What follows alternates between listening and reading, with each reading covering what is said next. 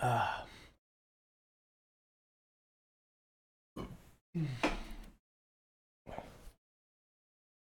Welcome back. I am on part two now of this audit.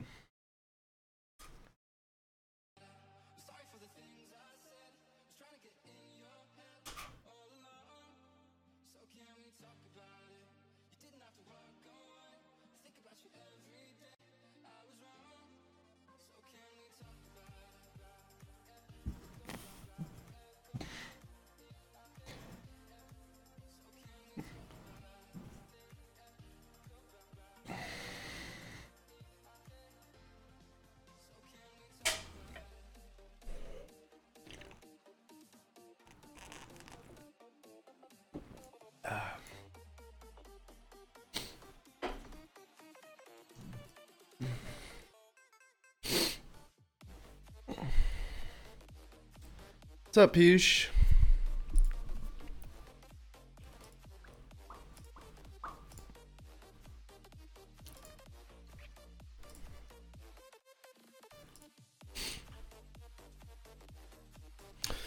Alright, I need to go back and look at my indexation count again.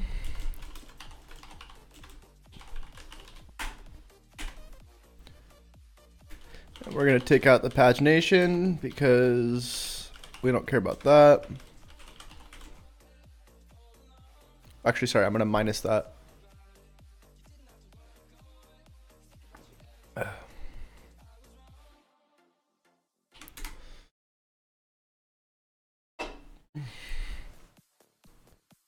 Alright, so...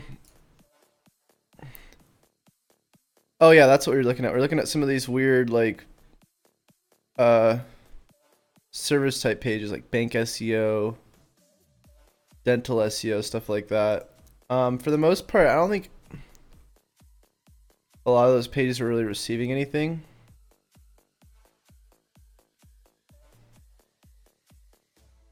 Let's see if that's true or not. This was like the only one, plumber SEO. But even with this one,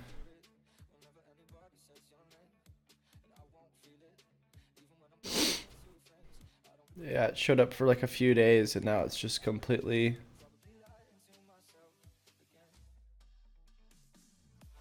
non-existent. So these pages need to get removed. Maybe tackled in a better way next time.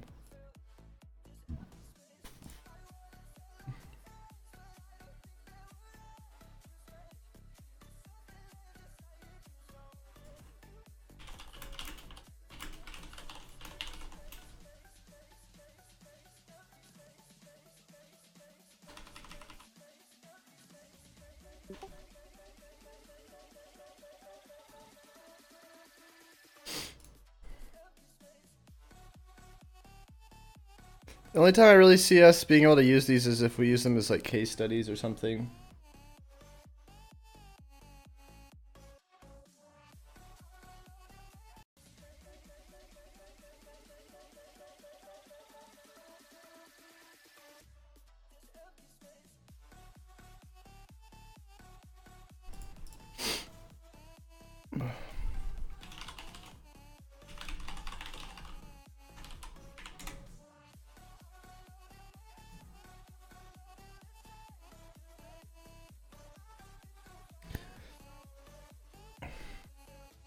So PDFs are indexed. Let's put that back.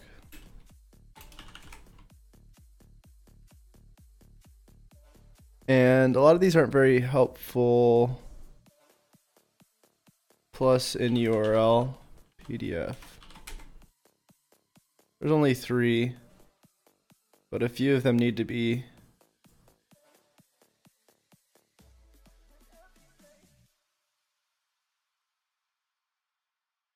Not really sure what this is here.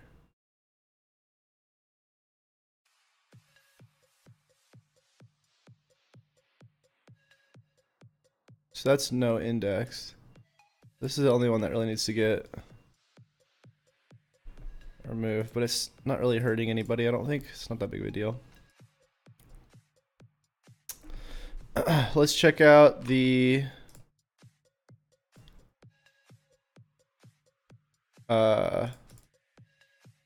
thank you pages, see if they're indexed.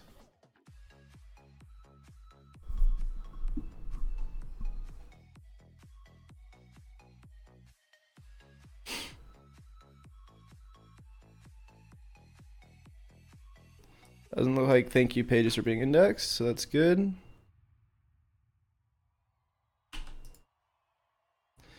Thin content or no value pages. Let's check it out with Screaming Frog.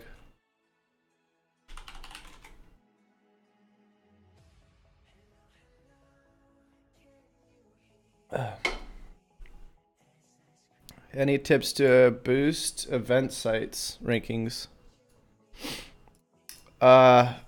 It's too general of a question, man.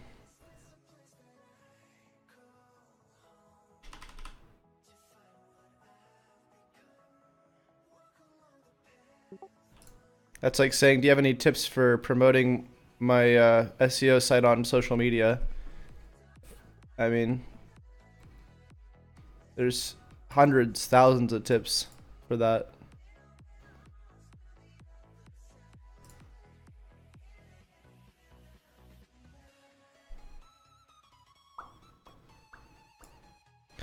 Outdated pages.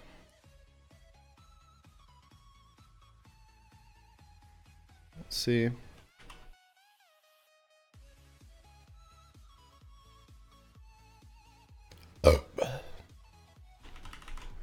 The about pages.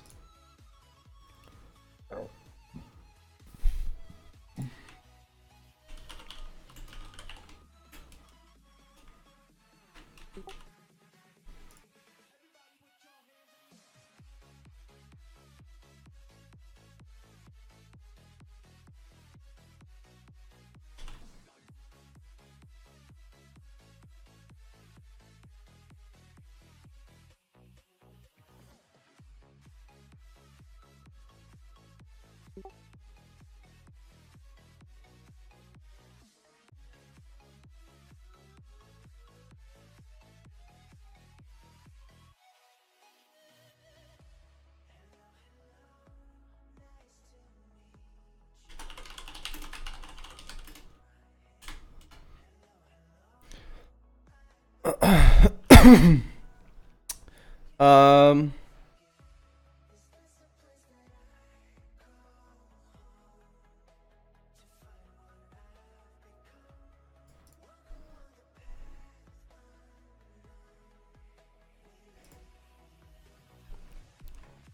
She got Screaming Frog now. It's freaking hanging up.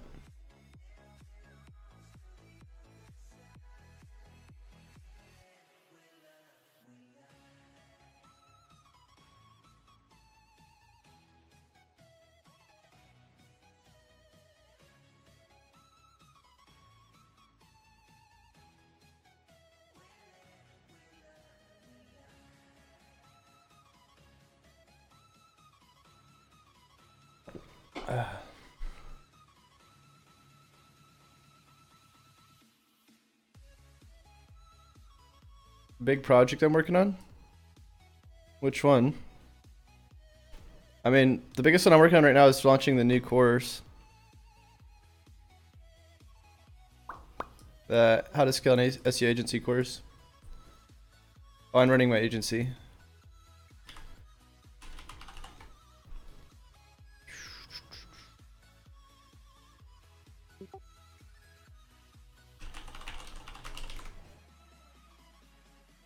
I'm just gonna wait again for that. Properly optimized categories. Go check it out. Oh, why is the Facebook bot showing up there?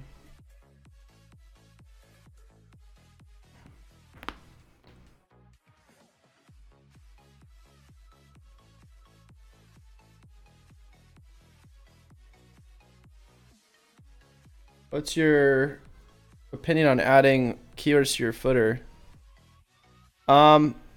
I think if you're adding content to supplementary content like footers or header or things that are going to appear on every page like sidebars, Google's not really going to take it into consideration as much.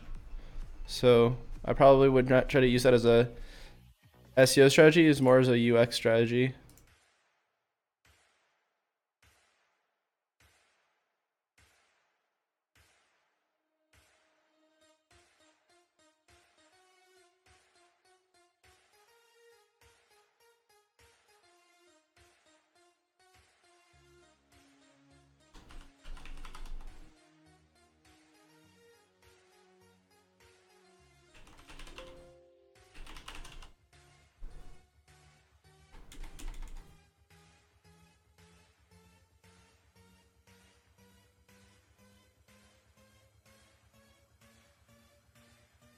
I don't know why that was showing up on that other one, why that messenger bot was showing up. I know, I'm updating them right now. I didn't realize there was so many.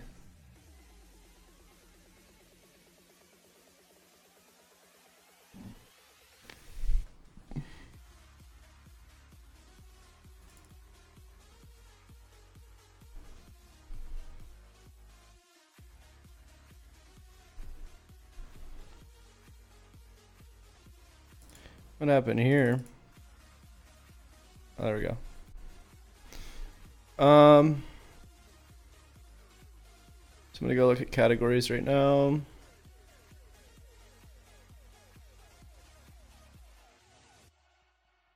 What's up, Mr. Christopher? What is with this layout for categories?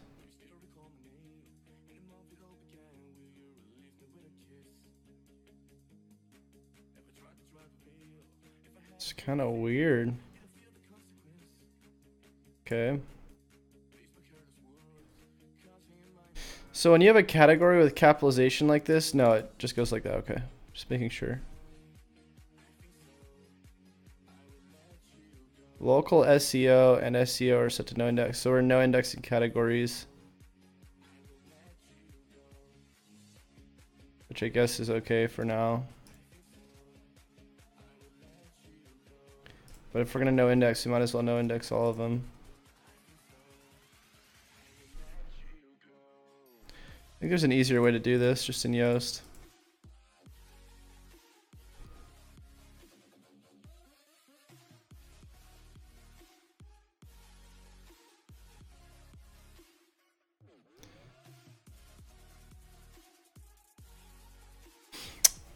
We're not going to worry about the pages being not optimized correctly because we're probably not going to keep them for now indexed, is what I mean.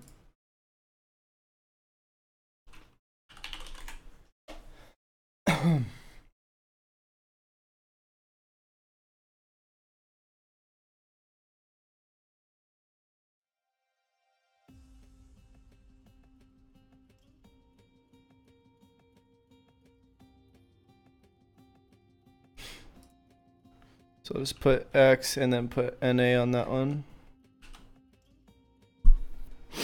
Uncategorized pages or posts.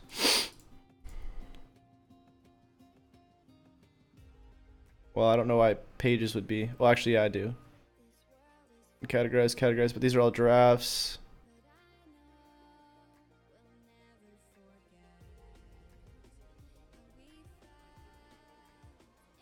This looks fine for the most part.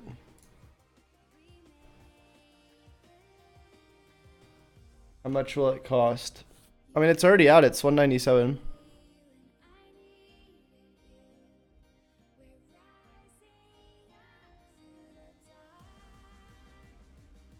Why is this a draft?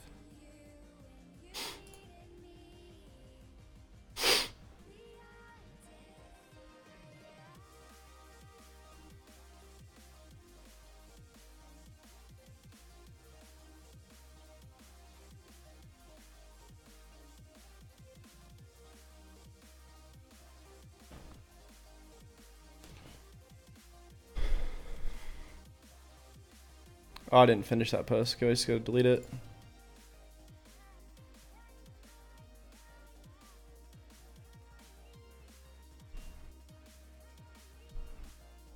This is probably fine. One other thing I can do is just type in uncategorized.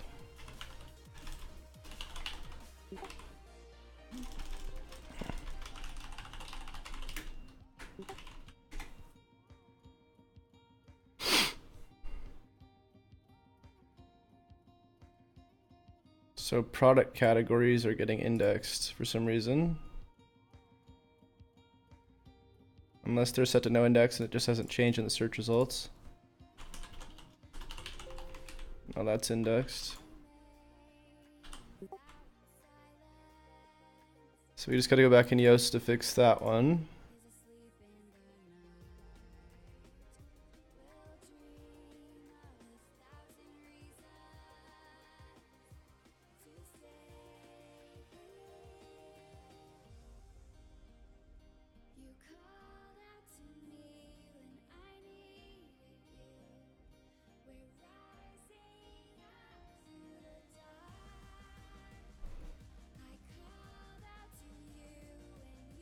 What are all these?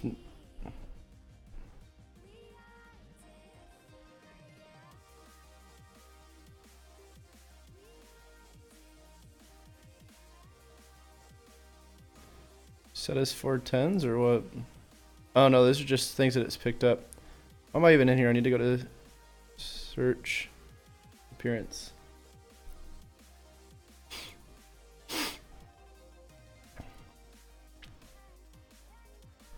So now we're looking for product categories. If they're in here.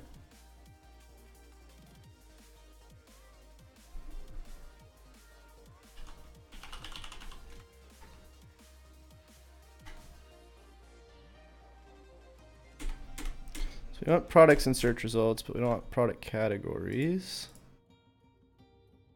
And it looks like here they are. Get rid of those. We're good to go.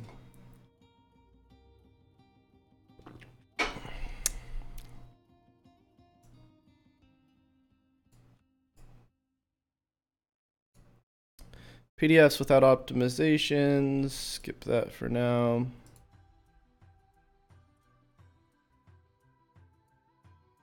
I need to look through and see if there's any more outdated pages.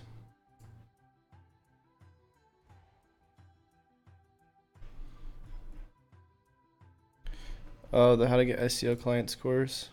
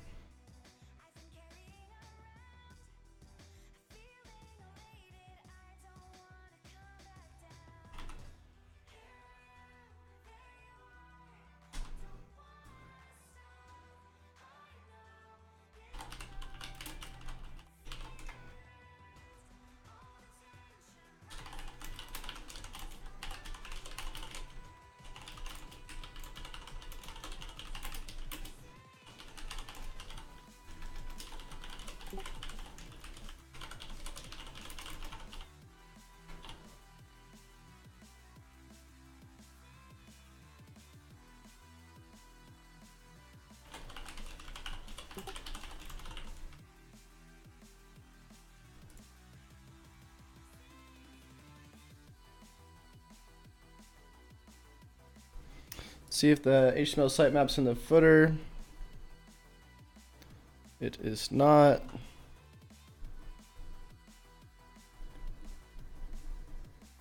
The CTA at the bottom doesn't work.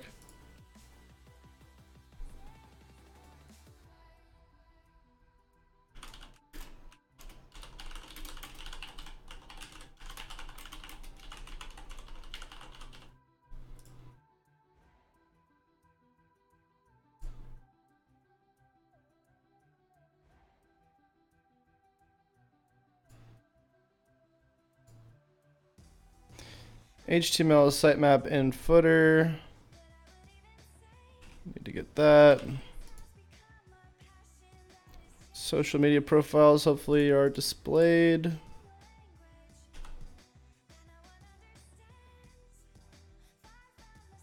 HTML sitemap is like the XML sitemap, except it's easy for people to navigate through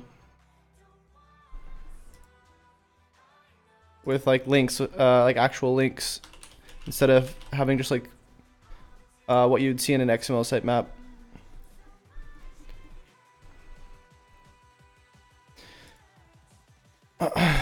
And social media is here. Make sure all these work.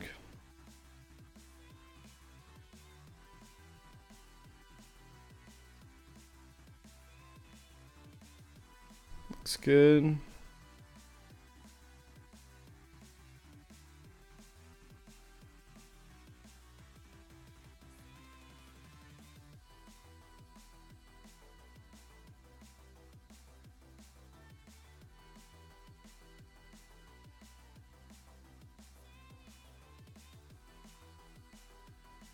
You got Screaming Frog Crawl.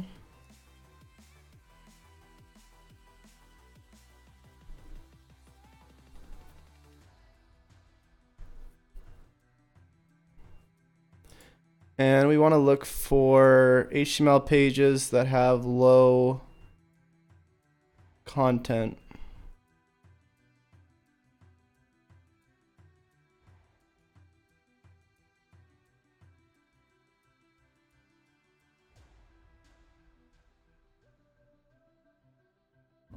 So all of these pages. Product, SEO audit checklist, template. Oh, it's because they're all 301s. And then these other pages, but I think a lot of these pages are no indexed. Is this no indexed? Yeah, so that's good. So we're good there. Authors not being indexed, dates not being indexed, post tags not being indexed, product tags not being indexed, media attachments not being indexed. Just make sure media attachments aren't being indexed.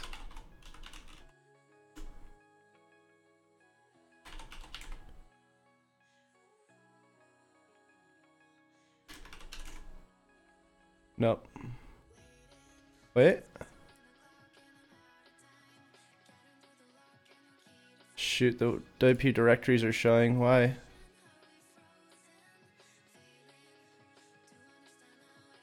So is this.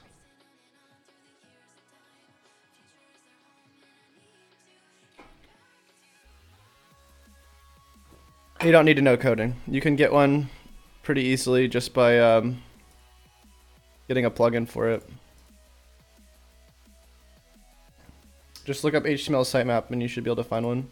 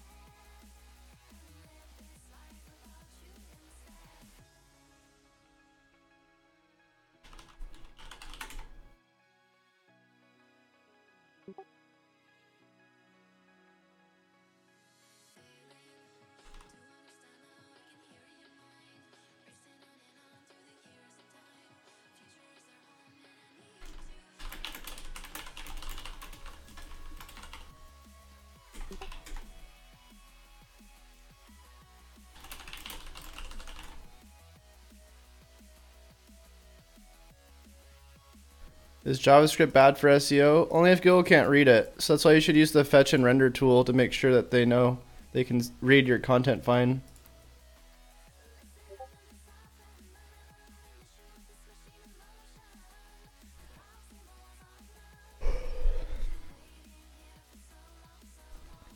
I think Google's getting better at understanding JavaScript.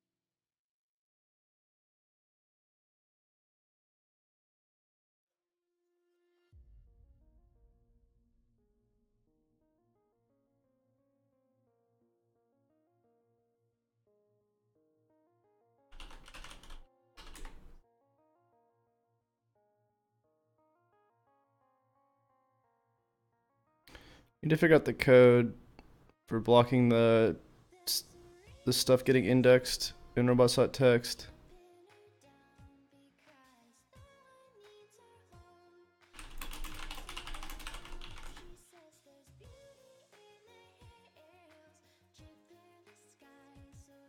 This is interesting. Analyze internal links in Yoast.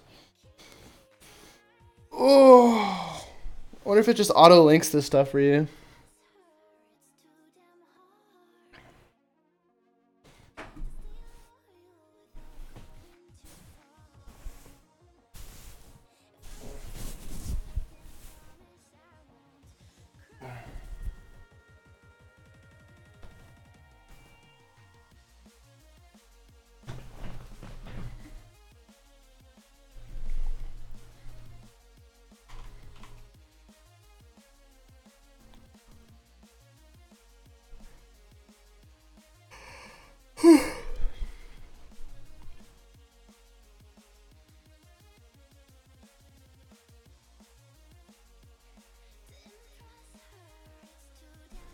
Where's robots.txt?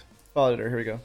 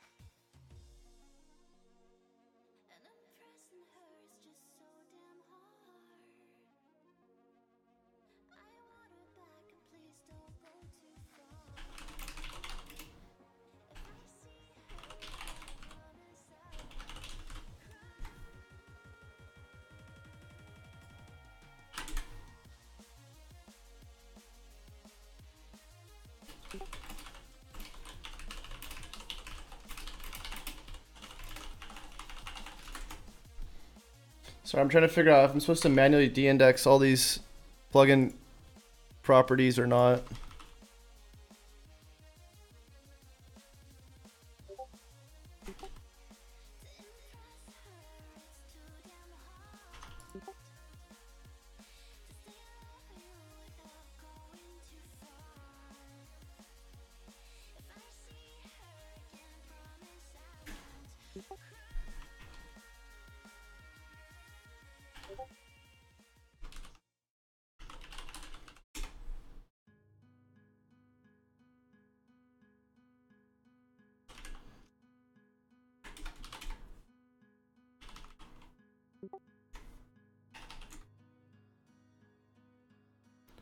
$22. Is that all just from the same one though?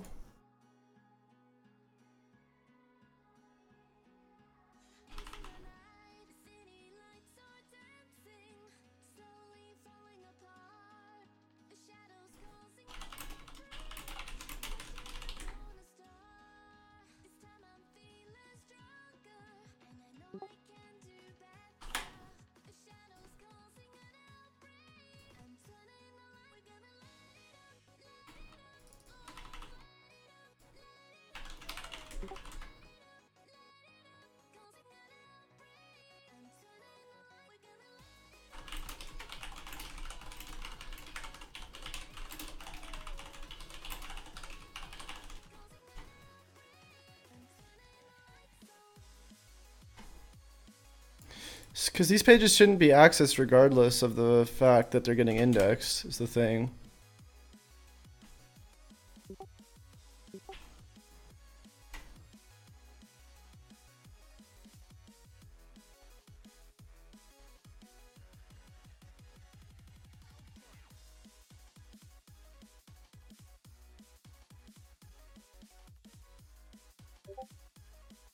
What's the giveaway? I was gonna do a coaching session giveaway.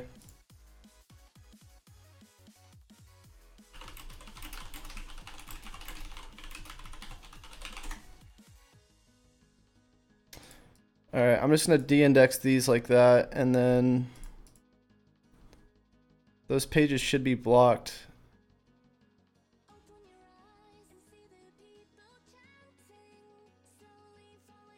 Account pages. Let me make sure there's no more of those types of pages showing.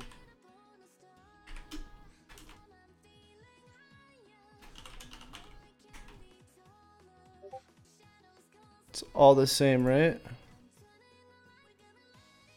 Yeah, it's all the same.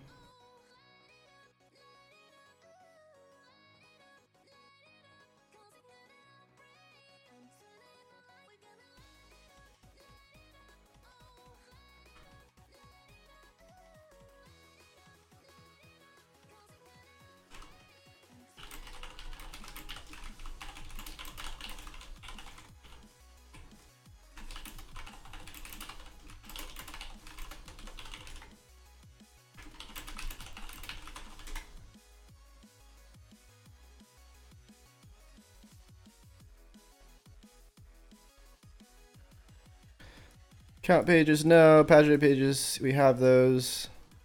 Business name included all titles.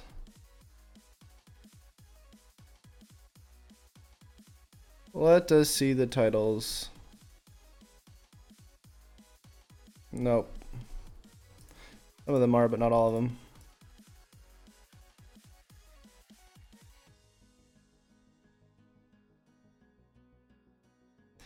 Alright, click-through rate optimization. Let's check out Search Console.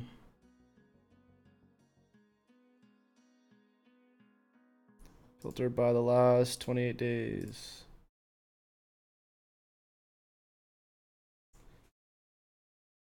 Thanks, Cubble. What is a good keyword density in a blog post? Yes, says 2 to 3%. I think it depends on what the average is for that intent. Where can I get the site audit sheet? If you Google Chase Runner SEO audit, you'll find it. Right there.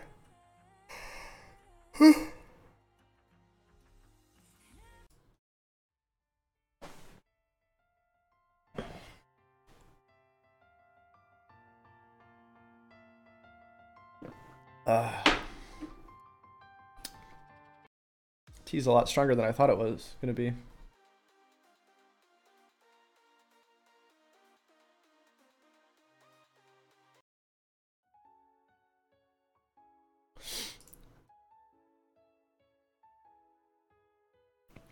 All right.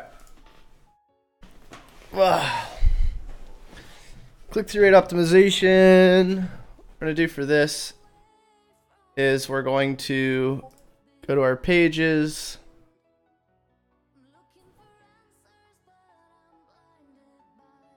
Chase Runner. Queries.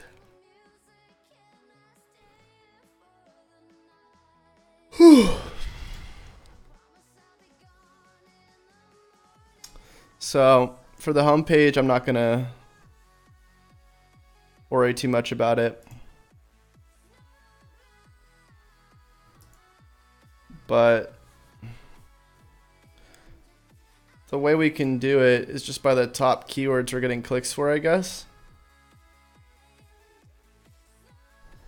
And I'll just export those for now.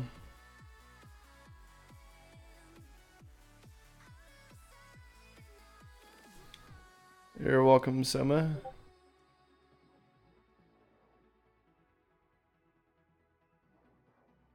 All right, so we're gonna grab this.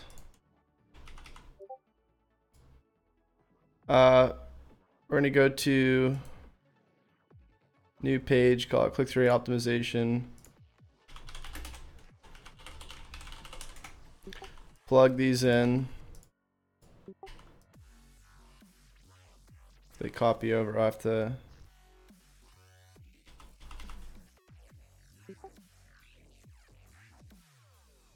This is like freezing right now. Should I refresh it? There we go.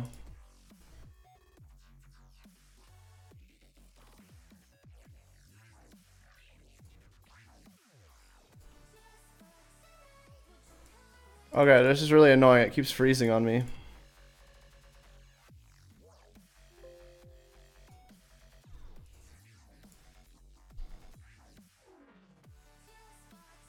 So what we're gonna do is we're just gonna go ahead and highlight anything in red that's below 3%.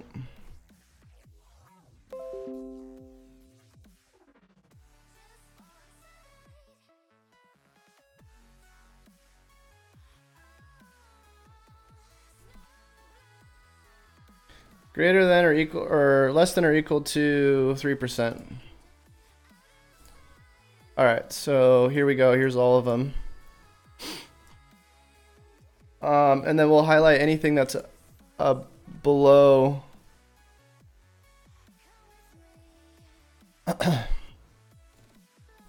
below or equal to 5, or greater than or equal to 5, because that's the position. Okay. So here we go. We have white hat SEO, SEO audit template. So these are the ones we probably want to do click-through optimization on first. SEO coaching, so on and so on.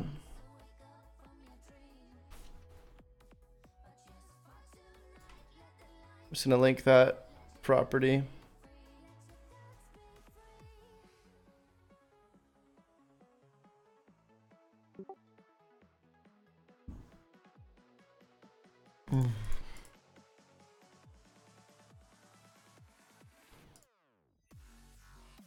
All right, site architecture.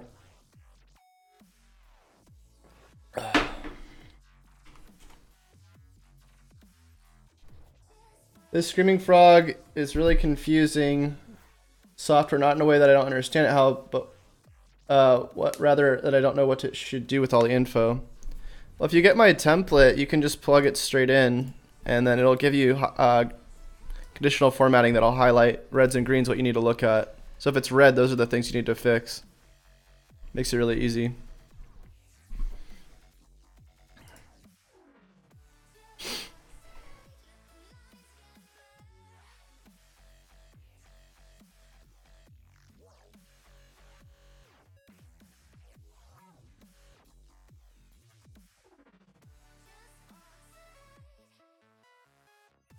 All right, categorize URL structure. I already know that this is pretty good for the most part.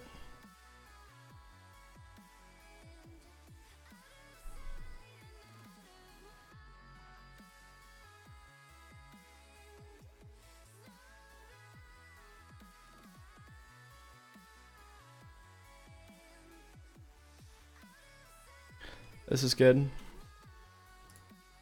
Specific URL problems, let's see, and Screaming Frog.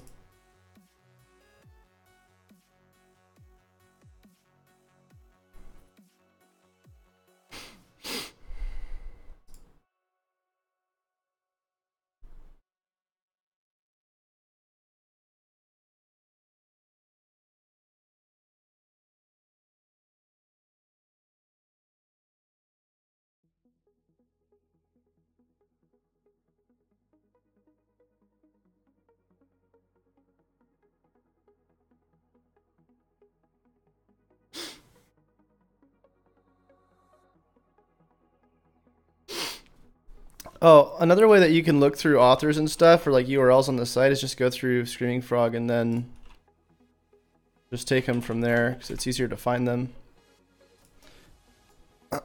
But again, we are looking for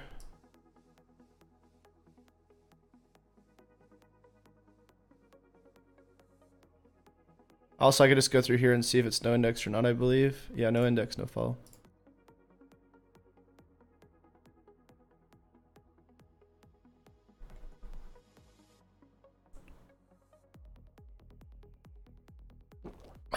Specific URL problems, though, it doesn't look like there's really any. They look fine.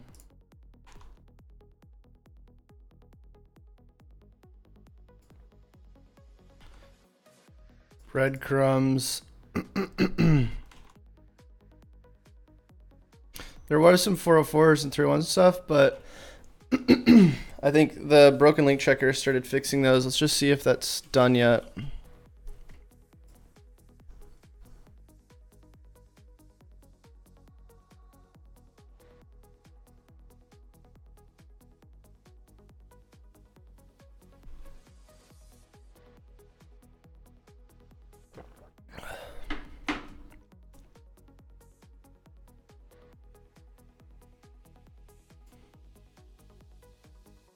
So the broken links are fixed, but we still need to fix the redirects.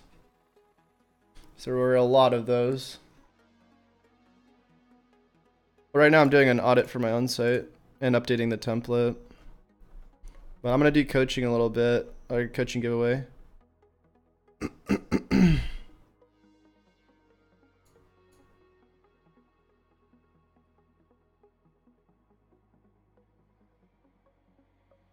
What is important in local SEO at the moment? What kind of businesses are usually willing to pay for that? I mean, what's important in local SEO is ranking. Your Google My Business and whatever your main KPIs are. What are people willing to buy, or what are they willing to pay? It depends on who you're selling to.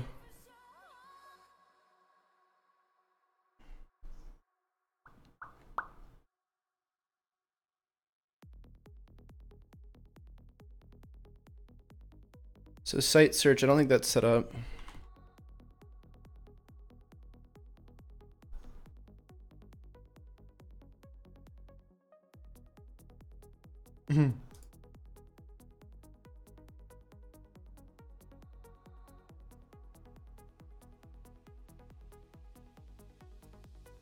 Sometimes this times out if I do too many requests at once.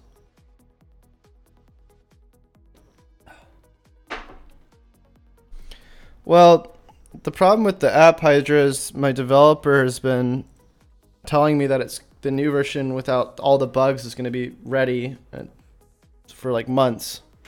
So, which it hasn't. So, I mean, it has made some money, but it also lost some money because I was supposed to use it for internal purposes, which we weren't able to do because it wasn't able to function on all cylinders. It's really annoying. Is there a point to do a local SEO for, let's say, gyms or restaurants? Is anybody doing that? Well, yeah, man. I mean, if people are looking for something, you know that there's SEO that needs to be done for it. Unless you're in a place where nobody wants to work out or something. So I don't think we have site search.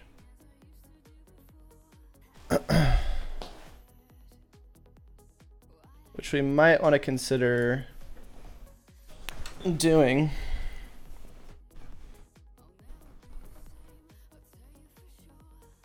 Might be a good idea. Gather more data that way too.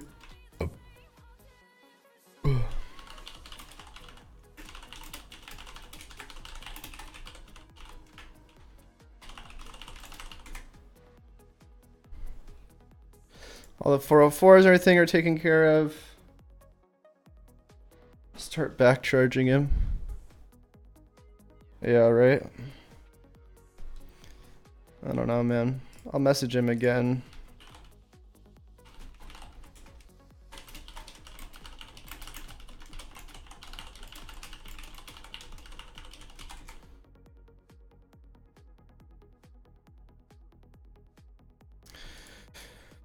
All right, site-wide on-page issues. Let's check it out. So internal linking.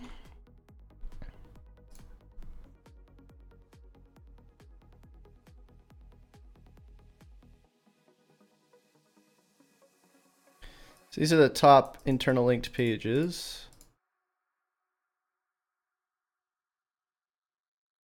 Now what we want to see, so we want to see the internal link structure as a whole. I don't know if there's a really good way to do this through Screaming Frog. I want to look that up really quick.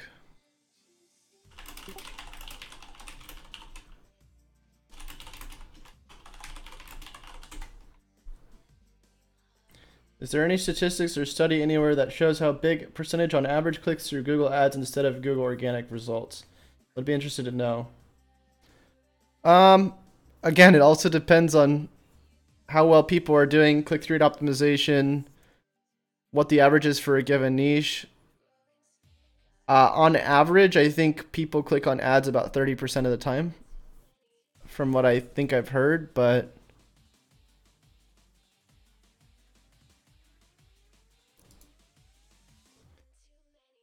I mean, you can have an ad that has a 50% click-through rate. I would be more concerned to worry about your own assets than just averages. Every niche is different. Everything's different for what you're trying to do. It's not a one set answer that fits all, I don't think. Make sure important page has good inlinks. Click on internal tab and scroll right until you read the inlinks column. The inlinks field lists the number of internal links to that page. Your most important pages should have the most inlinks. Analyze the level field. The level field is the list of depth at the page to start the page. Now that you have used Screaming Frog for your internal link audit, you can improve your internal link structure. That's not that helpful. So really what they're saying is that if you click on something, it should just be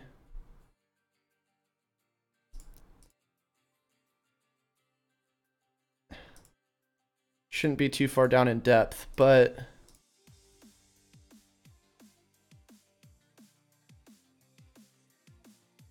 okay, so I guess this is going to show me all the inlinks going to it, right? But the problem with this is this shows you a lot of menu items. It doesn't actually show you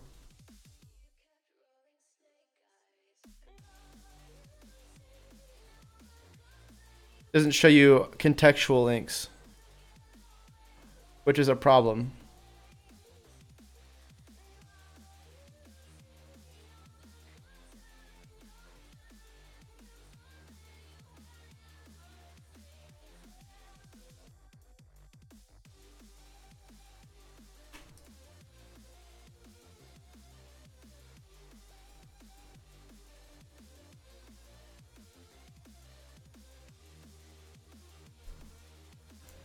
So I know there's a way to measure internal links better.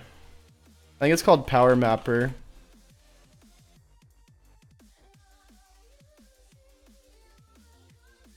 Sort site.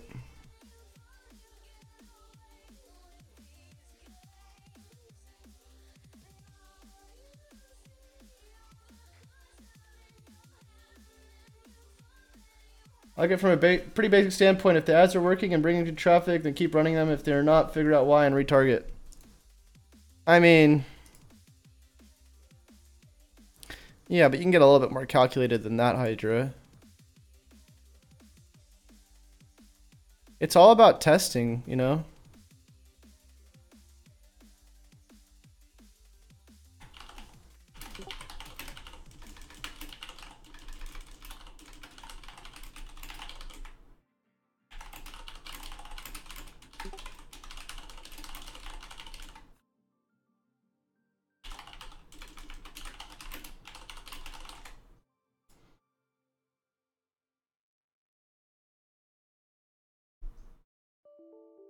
All right, let's get this program going. Now, I don't remember if this thing is going to show me what the internal links are, or if it's just the menu navigation. So here it is. Check entire site, check pages and links.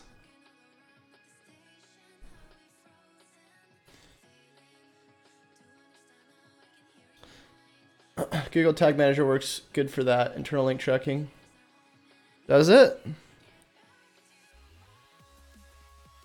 I was just wondering, since there's all this noise in the internet, what the heck happened to my screen? When did this get removed? I'm gonna have to redo this really quick.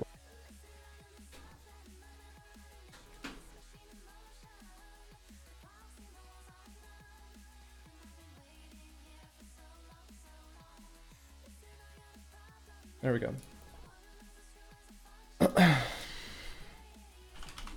So I guess it's gonna take a while to do this, but I'm pretty sure this will work for the internal link structure.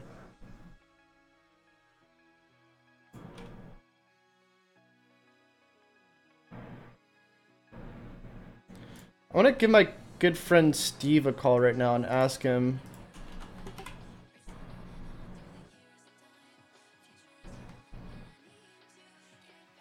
See if we can get a question from Steve.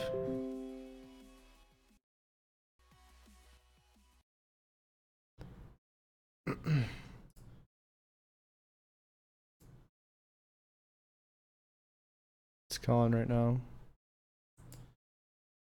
So errors. Okay, so I don't think this actually has to do with.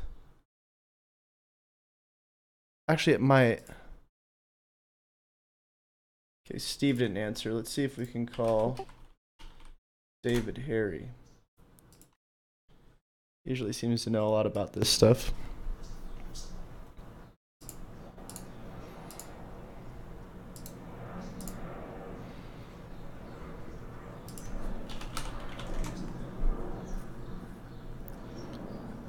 You know who I can also call? He didn't answer. Try calling Doc Sheldon.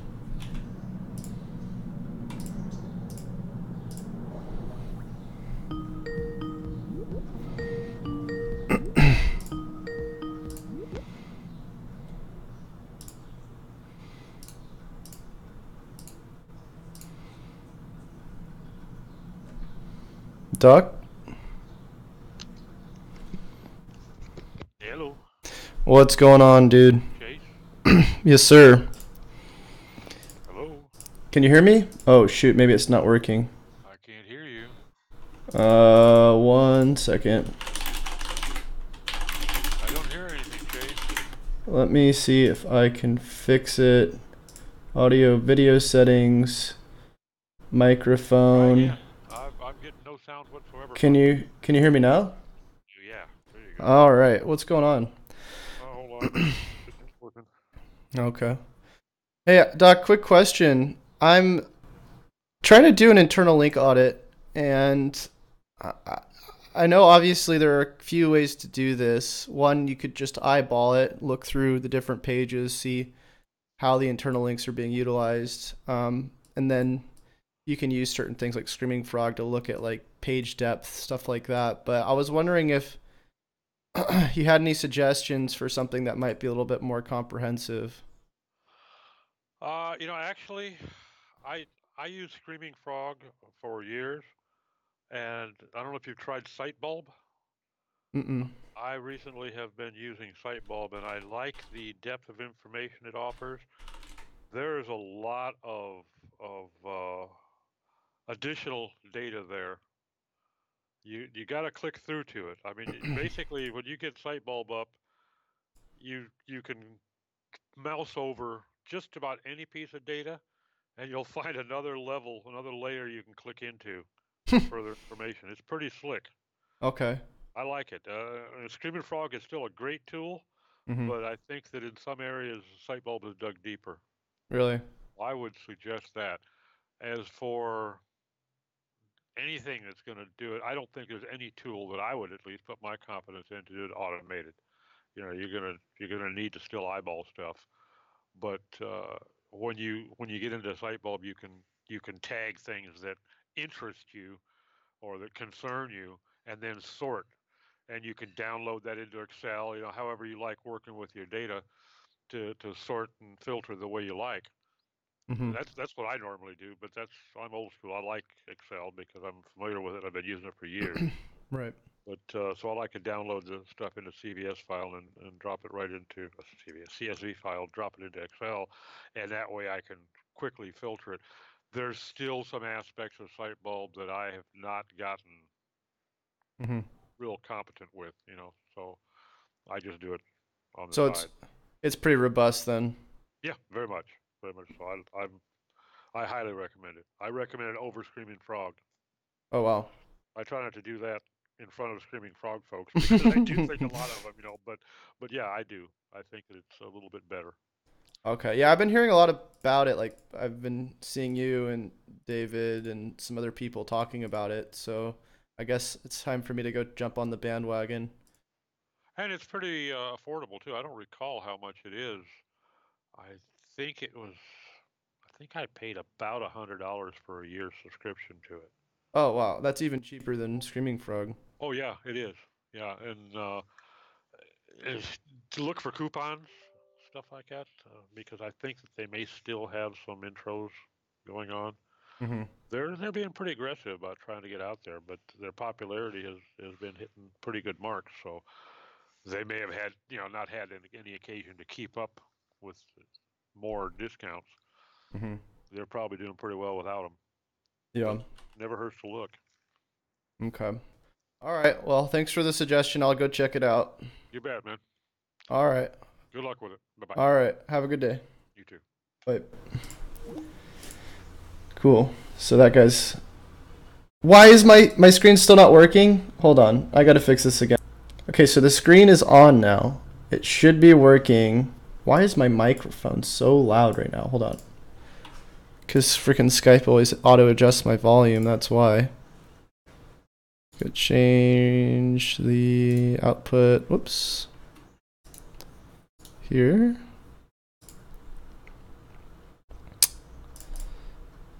It's gonna be at like 100.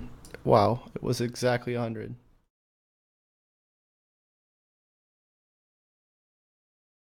All right. So Screaming Frog is bad. No, I don't think it's bad. I think he's saying that it's both. Uh, it's good and bad. I'm correctly understanding what you're trying to do. A guy on YouTube called Measure School has in-depth stuff on GTM on internal link tracking. Should network with him anyways. The dude is on your level. Measure School. Let's check him out.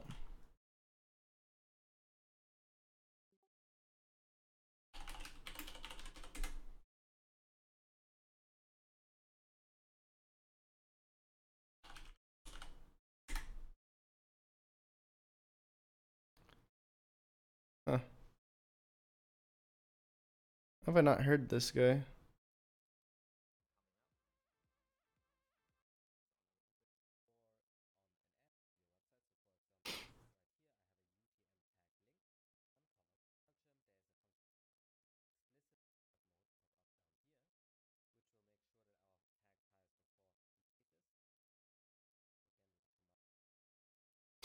This looks like more like tracking for like conversion purposes. I'm more interested in just seeing like site architecture right now. Although I will check that guy out.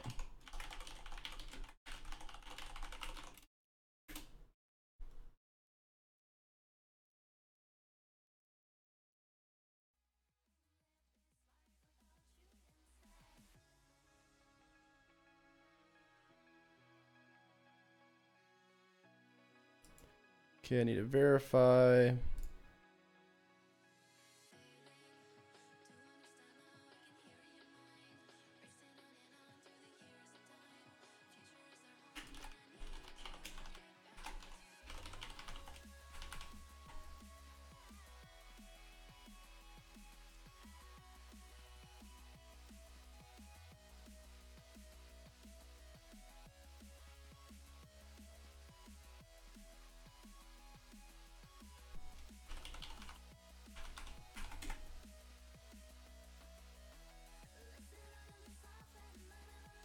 Yeah, he looks like he has some good info.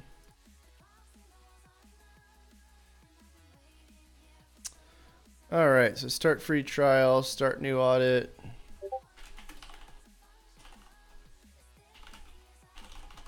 Let's check it out.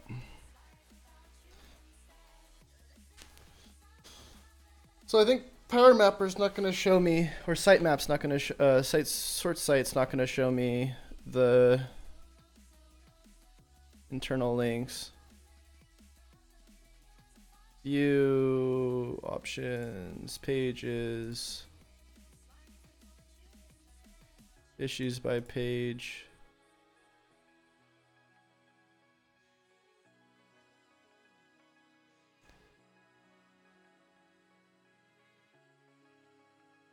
See, this freaking tool is crazy though. Like it really shows you how to, you know, do some crazy stuff. But you could be spending so much time doing all this.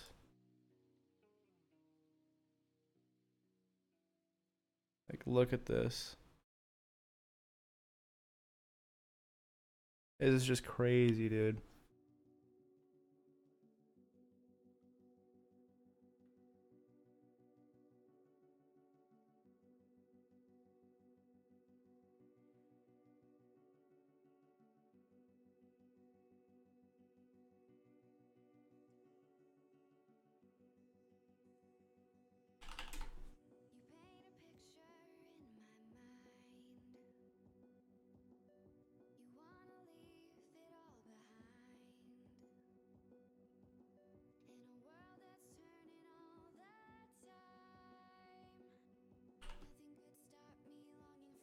So a lot of this stuff, like I don't even know how to fix a lot of this stuff. Like I feel like I need a web designer to help me with this.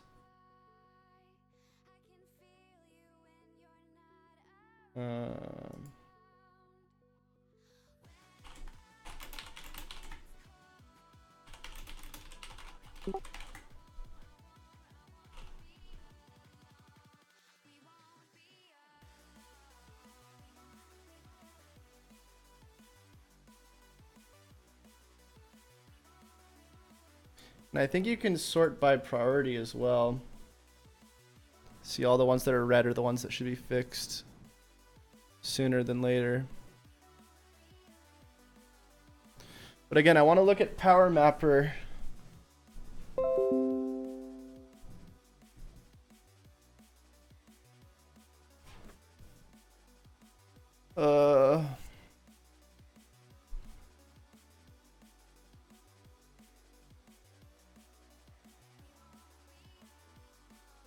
Not the sort site one. This one. To see if I can get an idea of the internal link structure. Chase, how did you start when you didn't have any experience? How did you practice SEO?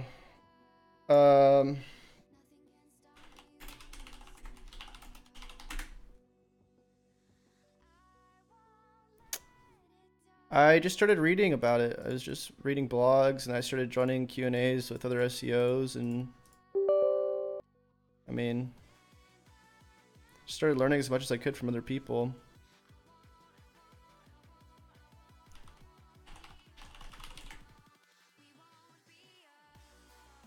That's why Squarespace is better unless your site is massive. Yeah. Well, it's good in some ways, but bad in others, for sure. My freaking screen record does not want to stay on.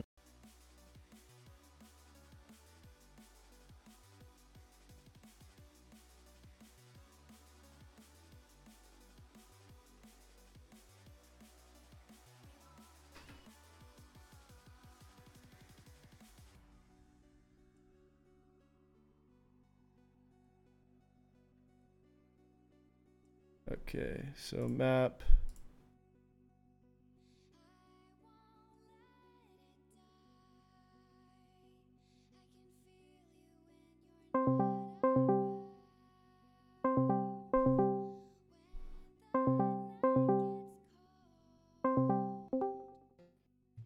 What's up, dog? What's up, bro? I'm just trying to figure out how to freaking async a Facebook like button on stupid. Because he's got like 4 external resources, 2 of them Facebook and 2 of them Yelp. He's importing it, so we can't get the freaking site speed below 4 seconds because he wants to keep them all. Who? Jerk. Stupid jerk. Who? Grand Central. Oh, probably shouldn't say that because I'm live. Huh? Probably shouldn't say that because I'm live. Oh. Are you? Yeah. Don't do that to me ever. I'm doing a little quality control right now. I'm looking at all the stuff for the audit right now. I'm just seeing how I can improve it. You want to go over this a little bit with me? I Just- guess. Just for like 40 minutes? I'll let you get back to it 40 after. 30 minutes? I don't know.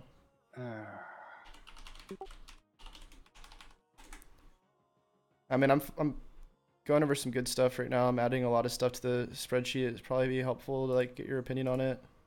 Cool. Can you see my screen right now? Yeah. So I was recommended this tool by another well-known SEO. I don't know if you heard of it. It's called Sitebulb. Nope. Yeah, I haven't heard of it either, but I'm trying to run an audit on it right now. And basically, I guess you just plug all this stuff in. You can put your analytics. Just put this in here. The reason why I'm doing this right now, though, is because I was trying to figure out how to do like an internal link structure audit in Screaming Frog. And the problem with that is you can only really see like click depth for internal links, which isn't really that helpful when you want to look at a structure of a website, at least when it comes to internal links. Well,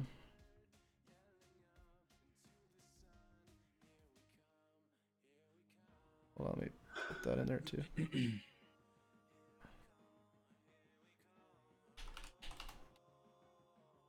Enter keywords below that are associated with your brand, 1 keyword per line.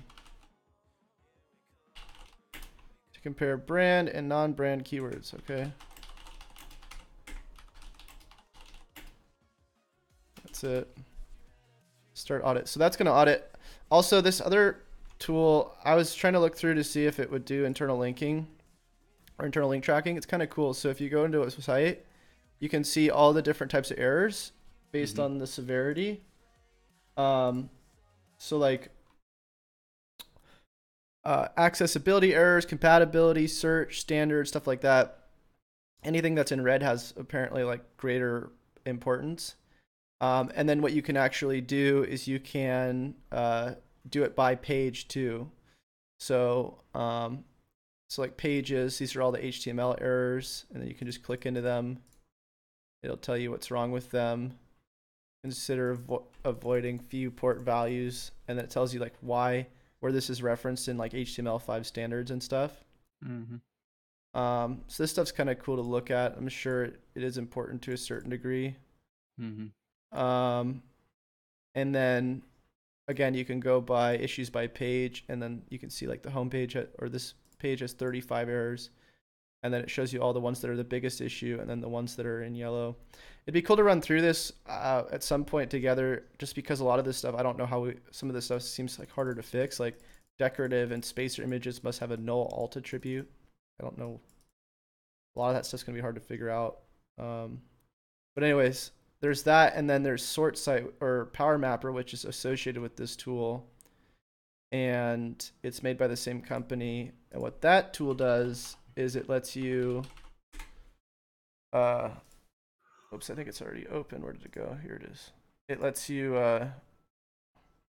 map out your website like so you can actually see the architecture from like more of a visual standpoint. And see how everything's actually linked up like this. Pretty cool. Yeah. And it gives you different types of views as well. Style, you can go look at it from a like isometric or skyscraper type view, table of contents, but anyways, let me go back to the Electrum. And is that a paid program? Yeah, but I mean, I don't think it's too expensive. We could probably buy it if we wanted to use it. And then look, it'll also show you pages that are 404ing that are being linked. Now, this is linked, I think, by menu. I don't know if this is linked by actual internal links. So that's something we might want to look at. Again, I'm just trying to find a tool that'll help us see what an internal. Scroll down some. I don't know what this crazy stuff here is. I mean, is that really the click depth? So this is page 3. It says this might just be Open paginated. These are consulting. categories. So the only way to get to consulting is slow down. This page 2. Oh, okay. So all those are the same pages. Where are you going? Well, I'm trying to see where these are all linked from. I think they're all linked by the blog, probably. No, because these are about. I don't know how this is showing that's up. the content and search marketing page, right? And that connects to Chase Reiner SEO. Well, no, this page. Huh? No. This page says page 2. If I click into this, it says page 2. So I don't know where that's coming from. Huh. And then from there, it goes into these different categories that are like paginated pages and blogs. These are mainly just paginated pages. Oh, okay. But I think this is all from the top level of the home. Oh, you know where this is probably coming from? What? This is probably coming from somewhere on the home page that's linking to maybe like older entries. Page 2, there it is. So yeah, this does do internal linking. Perfect. So yeah, so this is the internal link structure. And so the audit service for your website. So home goes to all this stuff. So I wonder if I can click into these separate pages and it'll show me. Because I think in an ideal world, this should have. Ooh, who did this one? This one's kind of nice. Did you do this one? I'm still working. Yeah, I'm still working on it. Wow, this one looks really good. Got as far as the top, and then didn't get to finish it. Yeah, this is nice. So yeah, there's no internal links here, I don't think. Let's try to find one with an internal link just to see. So audit service for your website. And then these are all. Yeah, so I think anytime you have an internal link, it'll actually branch out to the other pages from that page. So SEO audit checklist template, and then boom, look at all that. Mm-hmm. Are these images? Oh, I guess images count as links. Courses goes to these. So theoretically, if these are just stopping here and there's no more links, is this like a no follow link? Is that why it's not? Oh, external links I guess don't count.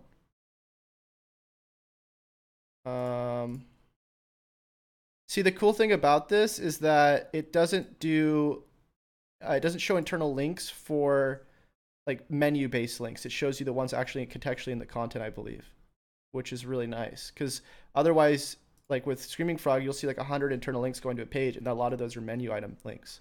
Mm-hmm. Yeah, so like this White Hat SEO tips, this links to all these. And then look at this. This shows you a huge architecture. But as we can see on a lot of these main pages, a lot of them are not utilizing internal links. So I don't really know how to look at this like that well so that we can like streamline our internal link audits, but this is something I think we should look at. And overall, I want to experiment with this. So I'm going to just put a Z saying. Yeah, it looks like it can come in handy once we understand it real well. Well, especially like for site-wide on-page issues, when we look at this, internal links being properly utilized, like that's kind of in the air right now because it's like, okay, well, we can just look at the site, but if there's hundreds of pages that aren't internal linking, that could be a huge downfall for the site, and it'd be nice to be able to look that stuff up. So I'll show you a few sections I added to this. I wonder if Drayshawn's around too. I try giving him a call. Day job, man. Okay, so basically anything that's in purple are things that I added that's new. So conversion rate optimization. So I took the tab up here that was conversion rate or something, and I put it down here to conversion rate optimization. Oh yeah, it's CTA above the fold for main pages. So I put in here, are the correct redirect thank you pages in place? Meaning that if somebody, goes to a page like this and they buy it, does it either redirect or do we have event tracking, which is the other one, showing that there's a conversion? Yeah. You should change that. Are the correct redirect thank you pages in place? Because not every conversion tracking thing is going to involve a thank you page. In fact, that's why the way to do it, but not usually the best necessarily. That's why I have 2 here, because this one is NA in our case because we don't really have event tracking. Yeah. Actually, I think we still need to look at. I don't know if this is being tracked. If WooCommerce. Did we ever figure that out? I don't know if that wound up working out for us. If WooCommerce SEO is being audit. tracked, I don't know. I don't think I ever looked into it. Well, remember for a while we were trying to figure out how to track it with event tracking with advanced analytics, Yeah, maybe I think I remember something about that. It'd have been a while and then ago. we couldn't figure it out. Yeah, because it was an event. So I think I we don't need think I to. ever really looked into it, but I think I remember you talking about it. So I'm just gonna say WooCommerce events still need to be tracked. And then CTAs above the fold for main pages. That's the same, but what I did is I added in here our content upgrades and paid CTAs being utilized. So there should be on certain types of pages, there should be both a paid CTA and a free CTA. So that means that like at the top of the post for like the high traffic posts, like for instance, if we go into Search Console pages and we look at the different pages, like this one that has a bunch of clicks, and this is a blog post. Let it load.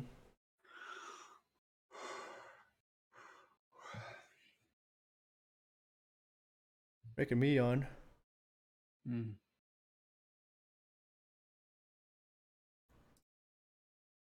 Okay, so apparently this one's not going to load for me. We'll just do this one. Why did it say the site can't be reached? I don't know. I keep having server errors. Okay, so the free CTA would be this one. And these CTAs, all the content upgrade CTAs we should have that tracked, do conversion tracking. So these all redirect to the same thank you page. Yeah. And then there should be a paid CTA in here as well, where like later on down here is like, get buy the audit template now or something, Okay, so that's what I added, conversion rate optimization. I also put WP directories and indexation because obviously that's a problem now. The quicker way I found to look at what's being indexed on a site, rather than just doing like site : name of site and then typing post or tags or something like that, is just to go through the pages that we're looking for. So like for instance, if we want to find tags, we go into Screaming Frog, type in tag, or sorry, not tag, but if we have tags that would show up, but let's type in like, let's say author, like that, and then just click on the page and go to URL info, and there should be, I thought it was in URL info, maybe it's not giving me any information here.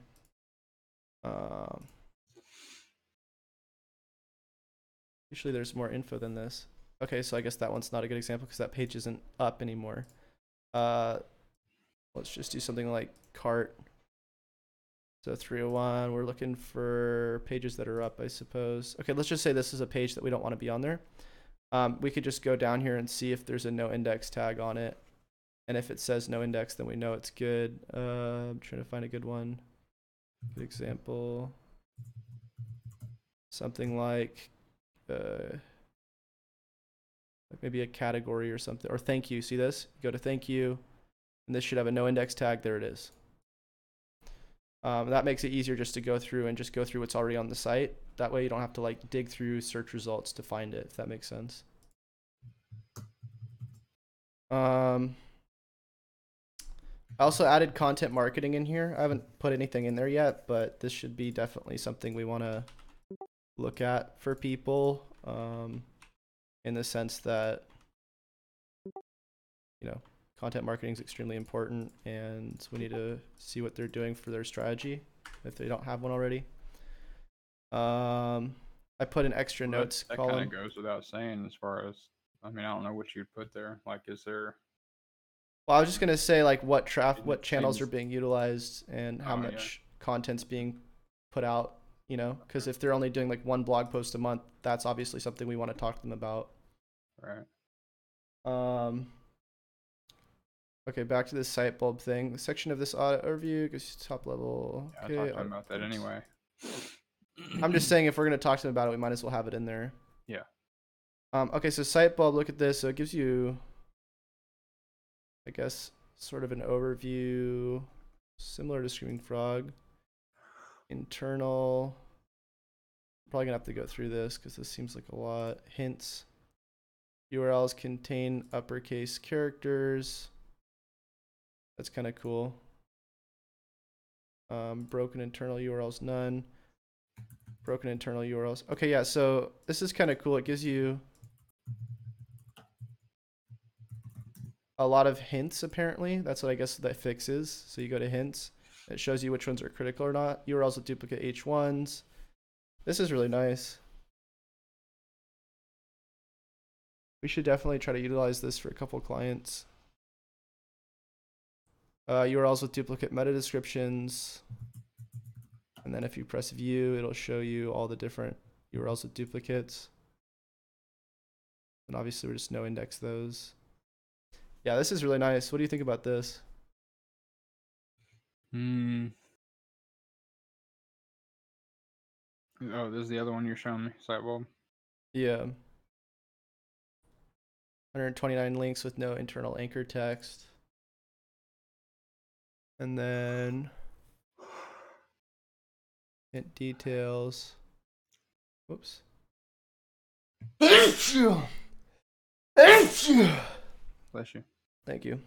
Where is the internal anchor text that's not being passed though? Oh, it's probably just from the menu items. There's not much we can do there. Well, actually, they should have anchor text. I don't know why. Oh, it's probably because there's no homepage button and it's just the image. And if there's no alt text on the image, then it doesn't count as anchor text. Maybe inspect. Yeah, alt. that's what it is. No, there's an alt there though. No, I don't know. I know alt text is considered anchor text. You know, some tools in some regard. Might be like a small error or something. By the way, when you do link images, then alt text is considered your anchor text. It shows you page speed pretty fast too, which is kind of cool. I might break it down by page. By the way, for Wix, they said that I didn't even read it, that they wanted me to tell them how much they wanted me to pay, they needed to pay for the videos. I told you. So, companies like that aren't going to expect you to do it for free, man. I don't even know what to say though. Yeah, I don't know either, brother. You know, I just told them that I wanted to send them a few example videos and then just see what they would be interested in, you know. Yeah, just find out what they're willing to pay once you get a couple videos done. Yeah, because I don't know if they're looking to pay like $50 a video, $500 a video. I have no idea. Exactly. Of course, you want it to be worth your time too, you know. Right. Oh yeah, another thing that I did, Chris, is for click-through optimization. Instead of just going through here and looking at the things manually in Search Console or doing the benchmarking, what I did is I went to queries, just exported the top 1,000 queries, pasted them into a column called click-through rate optimization in the drive. And then here you can see I just put conditional formatting, anything below 3% and then anything above position 5. And then if they line up, like White-Hat SEO 0.71%, you know, in position 14, that we know we need to do click-through rate optimization right away. Same thing with SEO audit template, and that makes it a lot faster, I think, when they line up like this. Yeah. And that's how we could quickly do click-through rate optimization without needing to necessarily benchmark every single URL first. Yeah. So why aren't those the page names or the queries? Those probably should have been the page names. What do you mean page names? Instead of queries, left column. Because pages are not going to give us accurate data on what we need to do click-through rate optimization on. If we're going to get, let's say, 10 clicks on a page and has a 1% click-through rate, that's not really that helpful as if we're going to get 375 clicks for one keyword with a, 0.7. Yeah, but right now we don't even know what pages those belong to.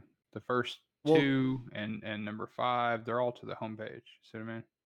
yeah, but the ones that actually need click-through optimization, like this one and this one, Yeah. all we have to do is just plug the query in that we're going to do click-through optimization on. Queries, boom, Yeah, you still have to go back to Search Console to find it, though. apply. No, and then you just go here, and then it gives you all the pages for that keyword, and then you know this is the page I'm doing click-through optimization on. Because if I go back to queries and I reset it, Yeah. Here it is. It's the same thing as if you did it the other way. So I was just curious of why you were thinking that. well, Because it's either way, you always have to go back to Search Console to determine what you're doing correctly. yeah, Even but if this you is have it the other way. if you're doing it by page though, it's a lot less accurate because now you're going to be doing it based on like the reverse where you're looking at the page, which is irrelevant info because the click-through rates for a page are what's it called? Like I know what you're saying because each page is showing up for a bunch of different keywords, so you're right. not exactly getting the keyword that Yeah, and I would much rather find the keywords that are getting the most clicks right now with low click-through rates and improve those first rather than focus on a page-by-page basis, if you know what I'm saying. Yeah.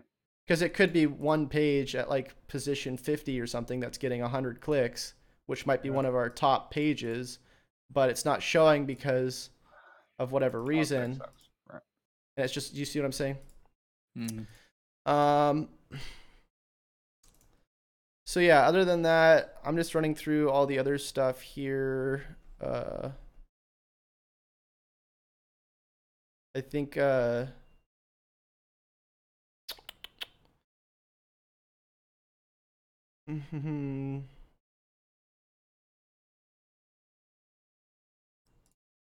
the most part, this site isn't doing too bad in terms of the SEO type stuff, but I think I need to take a course on JavaScript button tracking or something. I'm trying to find one. well, if you get a plugin, it should be able to automatically integrate with event tracking for the site. Yeah, the problem is none of that stuff works on every site. And, right now I'm having problems tracking several different types of things. So I need a better understanding on how to do it everywhere because, just a plugin or just doing standard HTML tracking or whatever, sometimes this stuff is, it's just different everywhere. So I need to get a better handle on all that, I think. Yeah. Yeah. Because we can't rely on thank you pages and things like that, for all the time. It doesn't always work. Right. Especially now that there's more and more stuff coming out, like the Facebook like buttons and the subscribe buttons and that sort of thing. We have to have ways to track that stuff one way or the other. Yeah.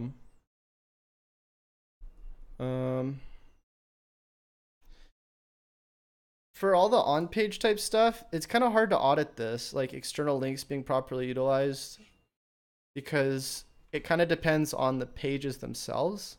Mm-hmm. And I don't know how to look at that in bulk either. So are you updating the roadmap template to reflect all these changes you're doing? I'm just doing quality control right now. I'm just making sure. Well, no, I haven't updated anything. I'm putting anything that I'm changing purple right now, just so I remember that I'm doing it. Yeah. But I'm also just trying to figure out how we can make sure that what we're doing makes sense. Like external links again being tracked. I don't know. I think I just saw one about it.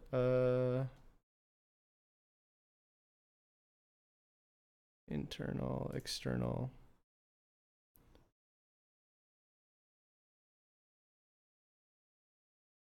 I mean, I think that really has to do more with the pages that we're going to be optimizing on a page-by-page basis. For that, are we using the Page Optimizer Pro or are we using Cognitive? I don't want to use Cognitive just because I don't like the owner. Well, I don't, dude. Yeah. Well, I'm using Page Optimizer Pro. Wish there was an alternative to Cognitive because Cognitive is a really helpful tool for, helping us show up for more search terms. Right. So for Page Optimizer, does it tell you how many external links, all that kind of stuff you need to do? No, it's all about keyword placement. Why can't we get a tool that's like a combination of cognitive and our current tool, Well, where it like just I said, that gives us a hell of an opportunity to make an all-in-one tool. I just don't understand like why I can't find somebody that will program something for us that's not like gonna take This is a freaking 4 months. reliable. Yeah, we need a reliable developer. We haven't found one yet. It's getting really frustrating. Like I need to just like there's gotta be a way to take an average and just put it into a tool that lets you like auto check whether or not that average is true or not based on text. I mean, it's already doing it within here for the most part. So I think for external links being properly utilized, we're just going to have to say this depends on intent, need to do mapping. So I guess that's going to be the same thing every time. Why does But that depend on intent and need to map?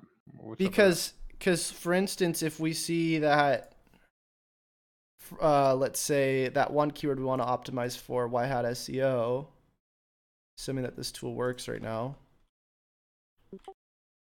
The You have to average put a external URL link in there. count. Huh? No, I know, but I Okay. can still see the deficit. Oh, I put the wrong URL anyways. If the average intent or the average page ranking is 3 external links, then that's how we'll know if the external links are being properly utilized or not. Right?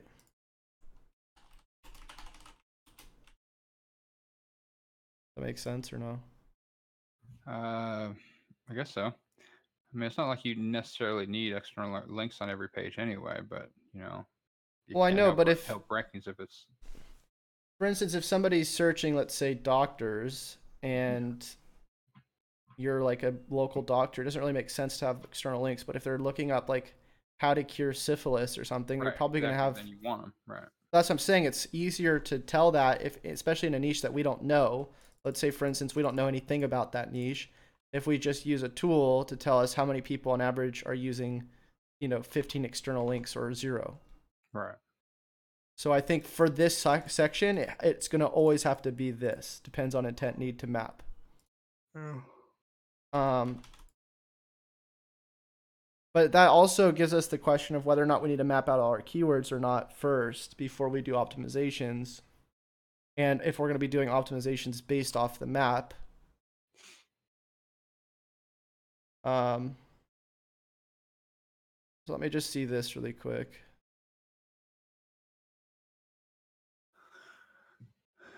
And of course it crashes. It did. Yep. Do it without the URL.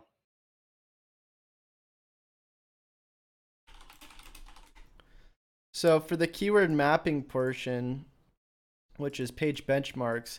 So the benchmarks are more analytics based data. We want content benchmarks. So for content benchmarks, we should have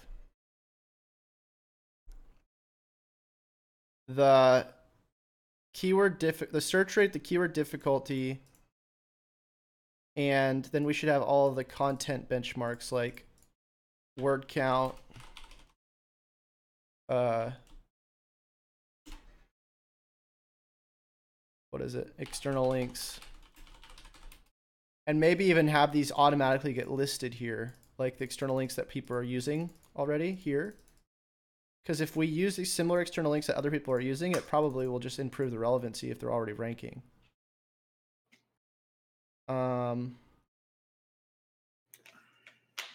Internal links isn't going to matter. Image count. So yeah, all that stuff. So that's that side of it for the benchmarks. For the actual on-page portion, making sure that we're including the right semantic variations of words and stuff. You're saying we should use Page Optimizer? Or is it not even that helpful? It is to a degree.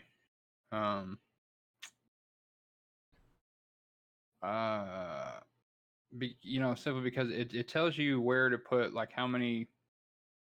See, the problem is the real breakdown is that the word count is different. You know what I mean? So these suggestions they're making are based on what the other competitors have, right? Mm-hmm. Now, if we have 8,000 words on their page and they have 2,000 words on that page, then it's not really accurate. See what I mean?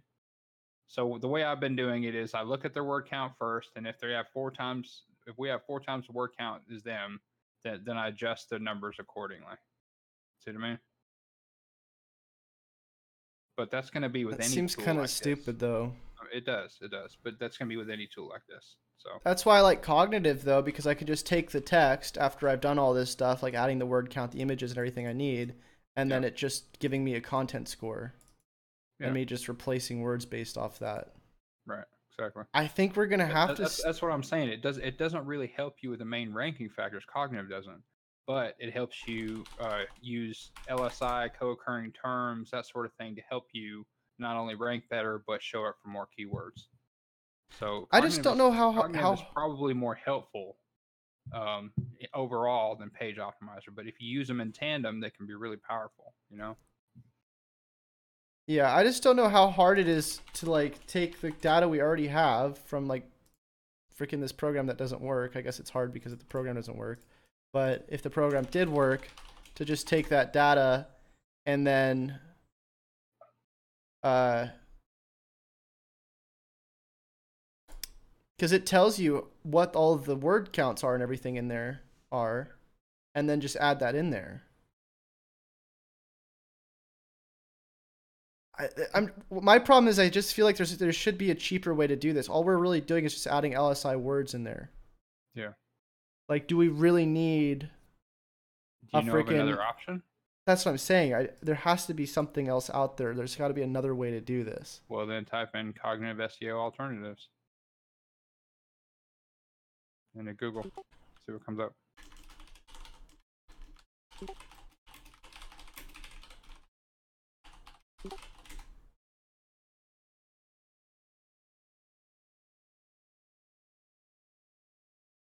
Yeah, right there. These don't really do that, though. I'm just saying there's got to be a way to do it where it's not... Because what they're doing is they're just calculating it based off an average, but for the most part, do we really need that score that they're doing? Like the... Well, it's not a matter of the score. It's you know, I don't care about the score. I just want to know what terms they're using that we're not. And it also gives you a priority of the words, you know. If they have a dot next to them in red, then you know that you have to include that word because everybody's including it but you. You know what I mean? Yeah, but our tool already does that. Huh? Our tool already does that. What? Not really. Yeah, you didn't know that? No, it shows you like common terms. Like it's got a page with all the most used terms, and it shows you how much, you know. Right. But that doesn't really. I mean, look, it's all bunched up together. See what I mean? What do you mean? Oh, you mean it's only like one word at a time rather than phrases? Yeah, I mean, it doesn't really tell you whether, you know, whether it's something you should even put on there or not. It shows a word importance. I mean, SEO and consultant. I don't know. I don't think it quite does what we need it to as far as that goes. Even if we sort from largest to smallest and just do it by word? It's not really giving us the variations of the text, though, is the problem, No. It's not giving us the actual keywords. We're just getting oh, God. Well. Well.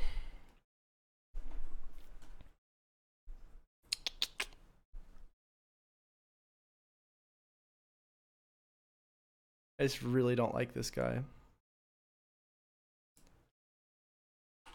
Like, at all. Well, I mean, he was gonna give us what, 300 extra searches for that, right? I mean, it's fine if we're using it for like just one website or even just a few websites, but if we're doing it for a bunch of websites, it's just, to me, it's not worth the whatever he wants to charge for like unlimited, which is like $2,000 a month or something. Yeah, it's pretty insane. Like that's so overkill in my opinion. Yeah, even $199 a month for only 600 searches is really not enough, because every page that you have to do, you have to run it through at least twice, if not 3 times. Yeah. But at the same time, like we don't really have an alternative. Like I could make a tool for that price, like $2,000. I could literally make that tool if we had a programmer that would do it. Right. It's just, I don't know right now. I don't know what we should do for that part of it. And then also even just this stuff, like at word count averages, all this stuff, the freaking benchmarker doesn't even work either correctly. It hasn't worked correctly for like 4 months. I don't know, man. It's just frustrating. I don't know what to do. Like we have to have something better than this. Like I mean, maybe we just get Core at this point. We just drop Benchmarketer. You know, maybe that's what we have to do. I would rather not have to do that, but if that's what we have to do, then it's like okay. Is Adrian gonna finish the other one?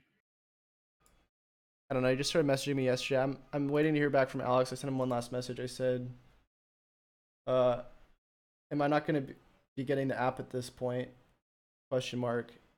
Because I didn't pay him the money he was asking for. He was asking for like another $500, and he just hasn't responded. So You should have provided. If you wanted more money, you should have provided us with something. You know, and he's never even shown us the program. So. Well, that's the other thing, Chris, is like, literally, he's told me multiple times over the last like 2 months, like, oh, you have my word, it'll be done tomorrow. Yeah. And I've also seen messages that he said, yeah, I got a working version, whatever. Just got to debug a little bit. Why didn't he show us that version?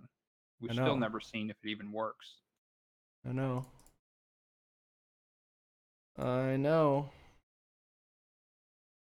Like I said, man, just got to take care of business. He didn't provide what he said he was going to provide, so you need to tell people about it, you know? Yeah. That's the way his business works, man. For the keyword mapping, by the way, I don't think it's necessary that we map every single keyword. I think we should just map the ones that are not necessarily performing well. Because what's the point in mapping and optimizing keywords that are already performing well? Like, I mean, I guess it does. I guess it does make sense. So keyword mapping and then keyword research also needs to go into. That's not really on-page issues though. I want to put a separate tab then, I guess, for keyword mapping and then keyword research. Just put that at the top.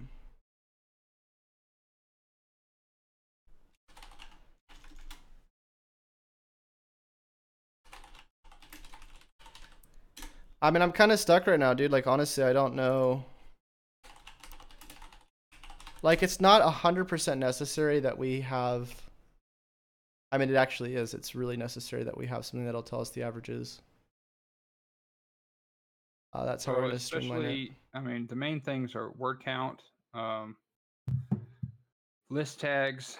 I think list tags is probably more important than even the image counts and the external links, to be honest with you. Maybe not in some cases, but you know, it's important to know whether all the competitors using list tags and you're not. You know what I mean? Especially if it's all list-based posts in the search results. So I think it's something crucial. So list tags, word count, internal and external links are the main things.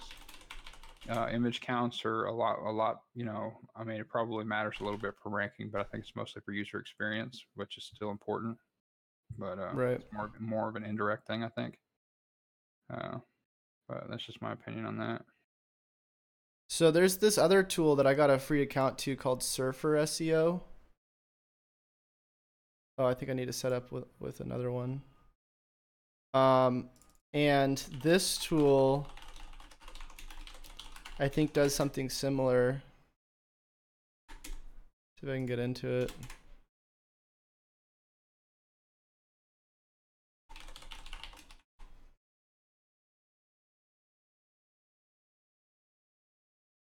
So I can put in SEO.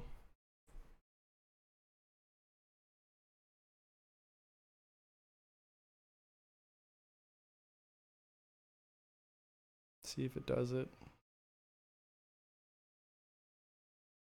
Also, Alex was supposed to set up batch analysis and freaking API sync with the Google Analytics for our, analytics based benchmarking. And what does he do? He adds location modifiers. Spends like 2 months adding like location modifiers. I'm like, I didn't ask for any of that. Yeah.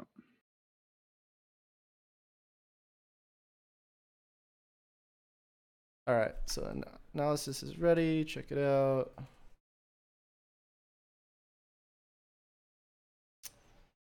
So, not really too sure what I'm looking at. Popular words, popular phrases. So it gives you some sort of weird graph, I guess.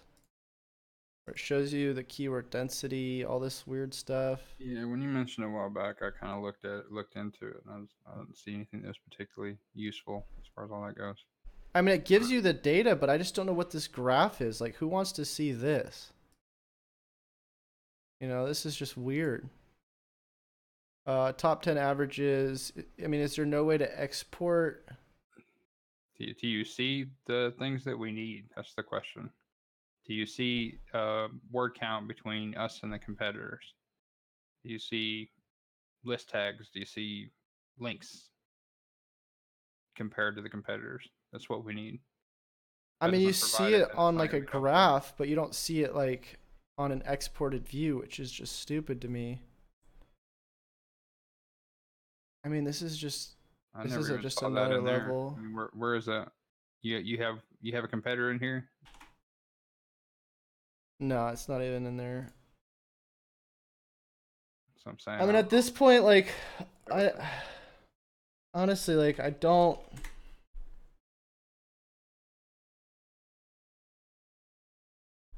The only thing I can think of us like doing for this type of stuff that we want to do for like benchmarking or keyword mapping is if we use something like Quora, because everything else to me seems like it's just not going to do it. Does Page Optimizer tell you all this stuff? No, told you all it is about keyword placement and like bold and italics and that sort of thing, and like how many headings to put on a page and all that stuff. I mean, I think we're gonna have to use Quora for the time being because like we have no other choice at this point. I don't think. What do you mean? Your software works fine for that stuff that we need it for. What stuff? How do you think we're able to get all the benchmarking stuff that we have? We're not able to get it for certain keywords. Like I just typed in white hat SEO twice, it didn't work. That may be for that keyword, but some keywords don't work, but it's few and far between. Like you might have in 200 URLs, you might have 2 blank spots or something, that you can't get the data for. So. Well, what happened with Mabe? Because we had it's like a 1% like we didn't do rate. any URLs at all for her. Remember? Well, yeah, there was something going on with that. Maybe it's because in the UK, or I don't know what it was for, why it was doing that. But. Oh God. Okay. But for every other site, it's worked so far. Yeah. Except for just like a couple of keywords. It's either the keyword it didn't like or the URL it didn't like. I'm not sure. I know the longer tail of the keyword though is, the less likely it's going to work. I just don't understand why it doesn't always work. It doesn't make sense to me. I don't know, because they never wanted to come back and fix it. I know, but I want to know what the, I don't know. I don't know. I mean, I'm sure if we have the program, there's got to be a way for somebody to go in and look at it, right? Yeah, of course. So maybe we need to start looking for a programmer that knows this. Yeah.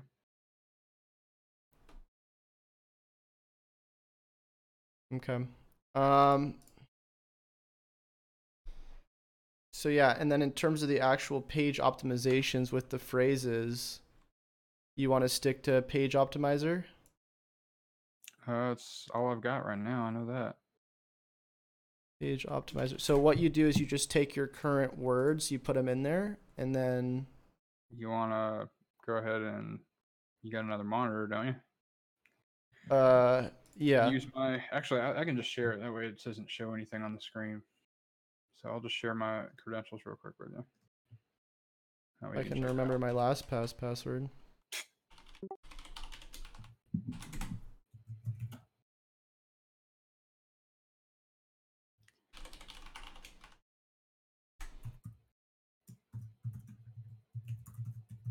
I don't even know my LastPass password.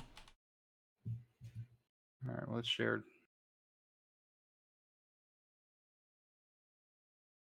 Are you sharing your screen? No.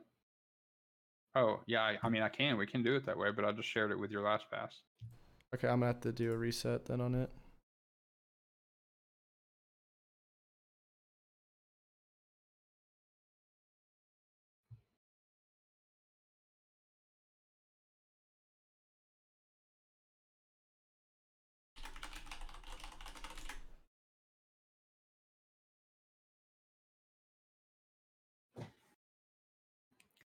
The only problem with this is there can only be one person logged into it at a time. So it's not like we can use one account for everybody. Yeah, but it's a lot less expensive, right? Yeah, $39, you know, a month for unlimited. But again, you know, scaling very much larger, obviously. I mean, even now, just having mine being the only program, you know, two people can't use it at once. And so if I have a lot of pages to do, which I always do, then nobody else can do anything. So if they need to use it. And once we get a bunch more SEOs, you know, a lot more than the few we have, then it's going to become a bigger deal. And then you have, you know, 39 times 3 or 4 or more. So, Right.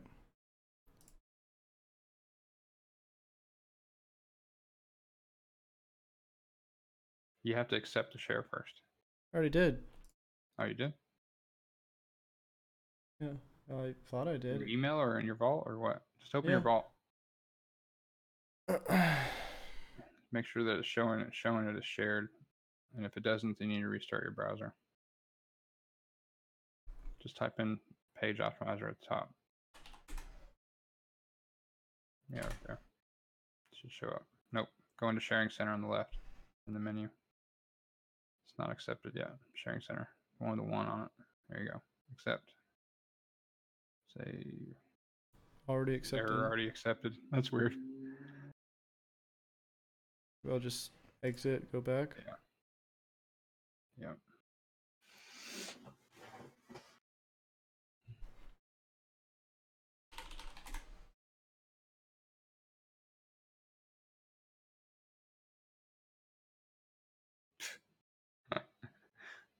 Just nothing works anymore. I've seen people even have to go as far as restarting their computer to get it to work. But it's still showing 1 on the Sharing You Center. want to just share your screen and just show me? Yeah, that's fine. That's fine. It's showing a 1 on the Sharing Center like you haven't accepted it, but yet it says you already did. It's funny. All right, so here. See my screen? Now Discord's not working. Hold on. I guess I can't go full screen in Discord. Oh, that's why. Okay. Yeah, I got it.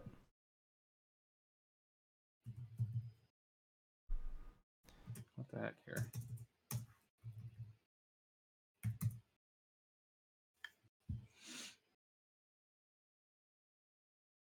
That's the other thing with the Page Optimizer Pro thing. I can't click here and it do anything. I actually have to go up here, go to matching Oh, site. that's what happened. Maybe that's what was happening to me. No, because yours wasn't even showing the 1 or anything. It wasn't showing the matching site, so it wasn't working there either. Okay, so you know, here's our sites. So you go into View Project, you create a site, and so all your pages are under the same project. Then you add the. In fact, let's start a new It one. looks kind of like a janky layout to me. Yeah, I mean it's not beautiful. You would think there'd be more like a CSV type layout. Yeah. So let's just do. Where is it? Here it is. let's take this next one, which is IM mattress review. Creating page. Page name. The heck? Is that how you spell it? What was it? Vaya.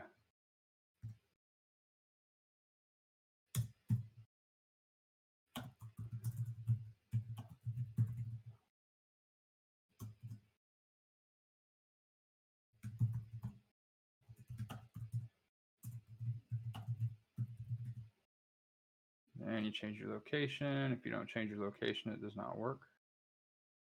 So we're going to do US, fetch variations. Take up to 90 seconds. It doesn't really take that long normally.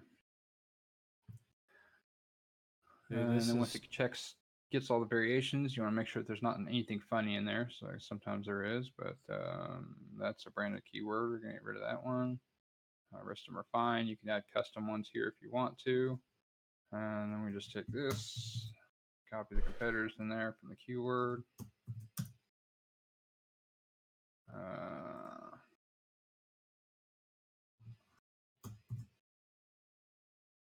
Are you kidding me? Bro, this is so janky. It's just so manual, dude. Yeah.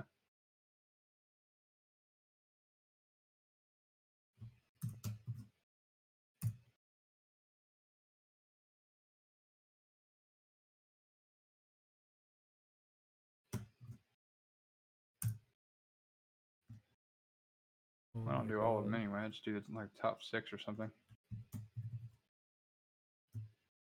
Oops. I did that right. Yeah.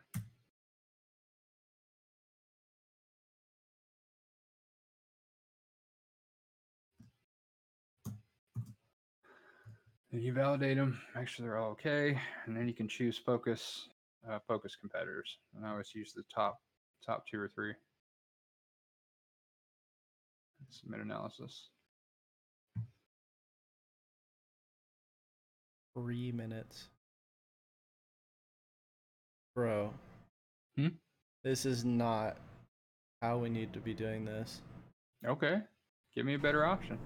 I mean, here's the thing, like this is one of the better tools that I found that actually does good at keyword placement. Shows us a 53.50 score.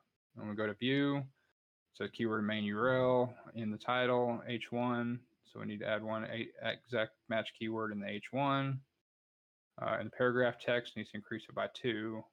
In alt text by 5, sort of thing. And then if you go over here to word count, you can see, okay, so this one's really close. You can take these by exact. But if this number is 3 or 4 times that number, then you have to look at, the multipliers there, because your keyword density has to stay somewhat correct. Or if our word count's way lower, obviously, then you have to consider that also when you're doing it. But it's also got one for the variations, which are any of these, Also, you can expand them, whatever. You got page structure suggestions where it says, however many H1, H2, H3, whatever tags that the competitors have compared to yours. So these guys are using H5 tags, which I don't think are as strong of a signal as H4. So personally, I would just change all of these to H4s, and that would fix both of these. Shows anchor text, paragraph text, bold tags, image file totals. So it gives you an image count compared list tags. I mean, so this can give us most of the things that we would want to get, but it's not automatic. You have to actually go through here, run a page, check, find out what the word count is, and it doesn't actually tell you like full data though either, because like this is compared to the competitors. It just says increase it by 11. So if we were to actually use this for like benchmarking, we just have to do +11 and then just go off of that. But again, if your word count is off too far.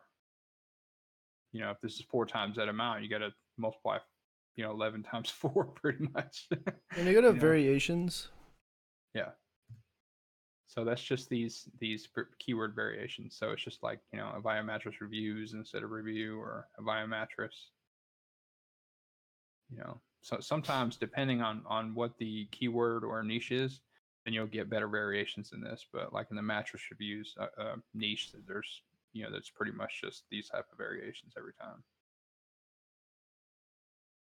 Dude, this is a huge waste of time.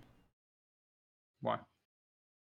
Because we're not, I mean, all of this stuff to me is like really kind of irrelevant besides like word count and image count. I don't think you can agree with you there.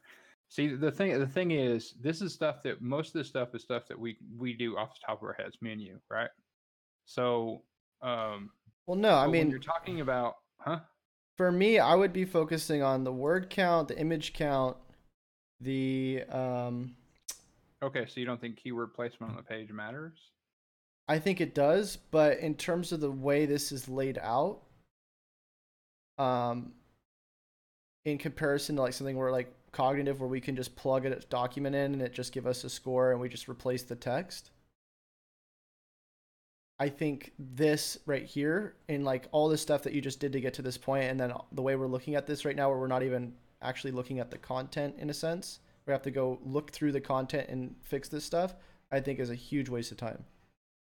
There's no tool that is better than that, bro. Even with Cognitive, you have to copy and paste all of your text from that page into No, you can import your source to do code. an analyzation. No, you just import your URL. There's a option. You just import source code URL, and then you still have to export it back onto the site. So what's the difference? In fact, this is less work than that is, because this you have on one monitor and you just sit there and you follow the directions. Which, like I said, most of this stuff is pretty dummy work type stuff. But if we continue to scale, we need to have some type of standard. You know what I mean? So if you can think of a better program than this, then let's go for it. But I don't know of one. So yeah, I mean, it would be awesome if we had a program that would actually, what do you call it? Adjust to word counts, so that it keeps the keyword density correct, according to the competitors. Like if it converted to some type of percentage, of density, which would be awesome, because that way we could actually, make it more accurate. But this tool does not do that. I don't know of any tool that does do that. Yeah. I don't know. If you got other ideas, I'm all ears. I mean, honestly, man, I think it's kind of voodoo magic type stuff at a certain point. I'm serious. Like I said, if you got another suggestion, then go for it. All I'm saying is that I think until then, I'm going to make sure the other guys use this, because it's something. At least it's something that they can look at, to where it's going to remind them, okay, we have to have these things here in these spots. You know what I mean? Yeah. So. All right. Well, I'm going to try to continue going through this audit. I'll probably end up using like a $90 subscription to Cognitive for the meantime, because I just cannot imagine myself doing that. I'm sorry, man, but I don't get it, man. What do you mean? Dude, that is too much, bro. That is too much. What's too much? First of all, setting up that whole process. Yeah, it took me like, what, 1 minute? No, it took a lot longer than that. And then the process of waiting for that to load and then actually getting the information, which to me, I'm not going to optimize my pages off of something like that. I would much rather have the content like basically plug and play, where I know exactly where I'm at and I just find and replace it, like with an interface where I think the main thing about that is just the interface. Like if the interface was more Yeah, to I the know. point where it actually, huh? I said I know you're all about like whether it looks pretty or not. Well, not even just that, but just like the what's it called? Uh Like I said, if you got a better program, I'd be happy to use it, but I haven't seen one yet. So as soon as you show me one, I'll be glad to switch. yeah. I'll look around. I'll see what I can find. Cool. All right. Well, I'm gonna continue doing this stuff. Yep. I need to get back on what I was doing. So.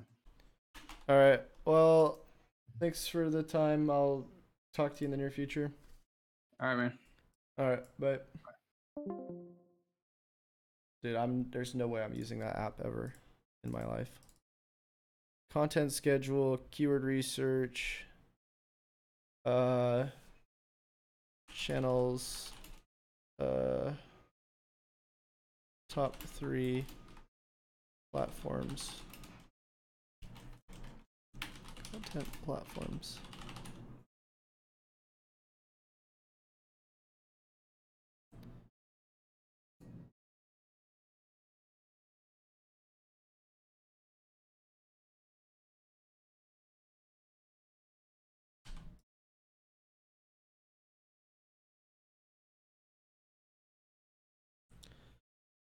Top content platforms.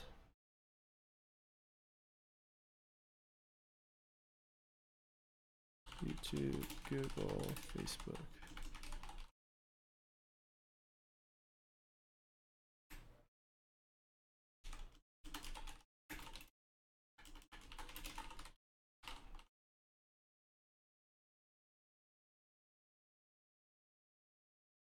What's up, Siva?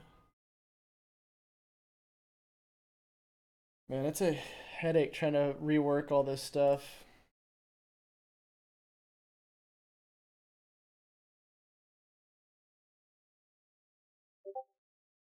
You get some food pretty soon here. It's almost 2 o'clock.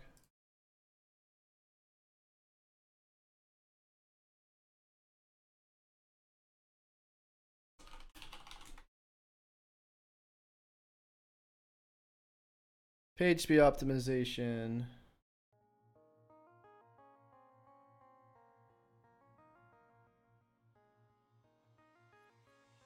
There's a reason she's alone. You can't pin her down because no one needs her home and needs her around. She says there's beauty in the hills, drip in the sky, so don't be sad because Let's put in here tools utilized. to impress her it's too damn hard to stay loyal without going too far. If I see her again, promise I won't cry.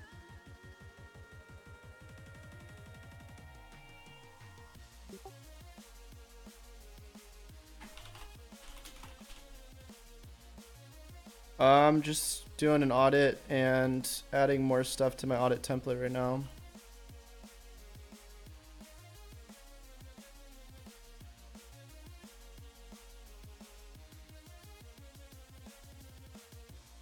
How about you tell me what's going on?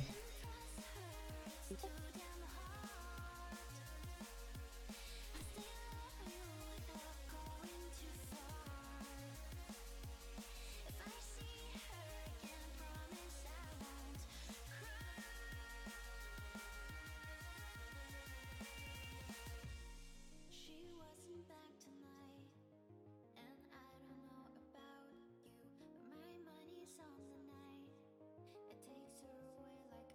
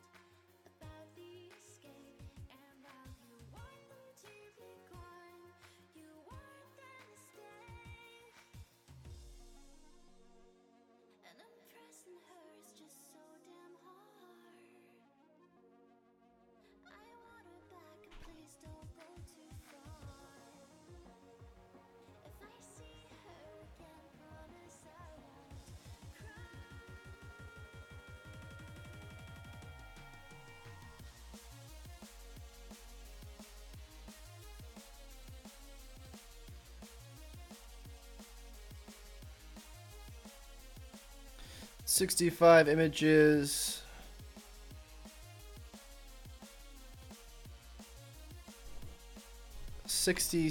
71 images total, missing alt text.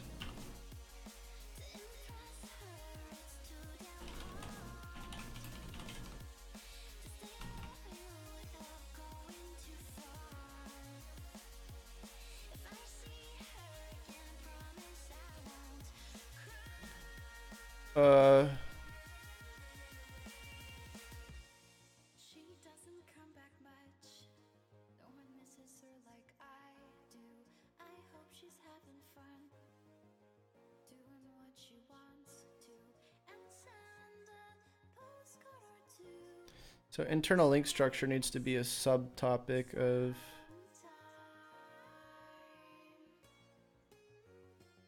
To impress her, it's just too damn hard. And I want her back, but she's gone too far. If I see Why isn't that pacing? There we go.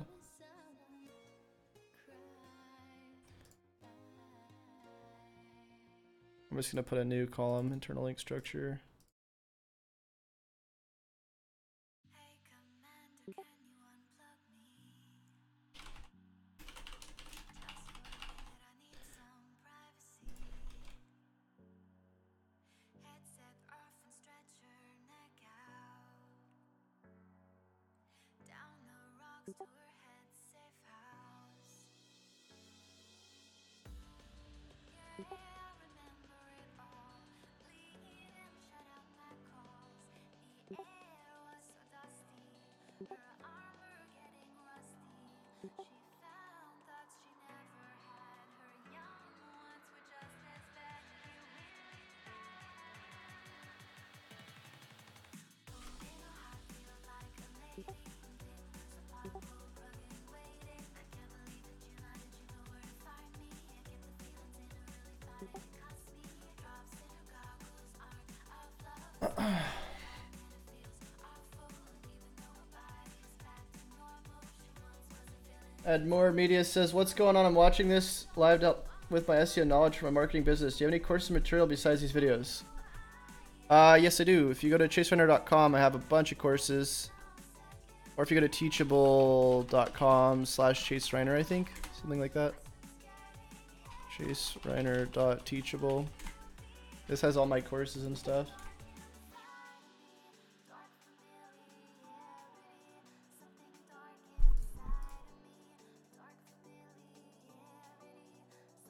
Alright, image file URLs.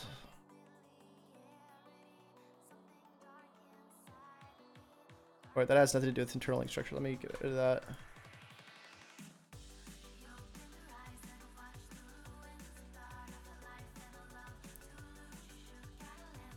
Canonical points to different internal URL.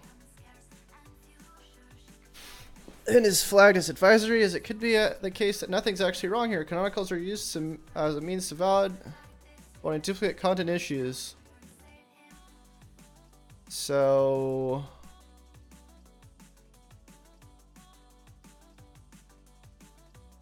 this is the canonical?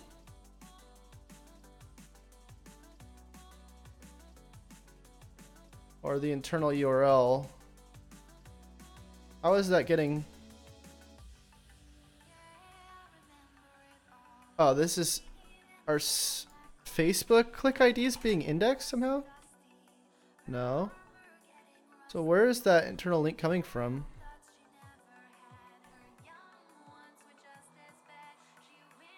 Is that on the blog?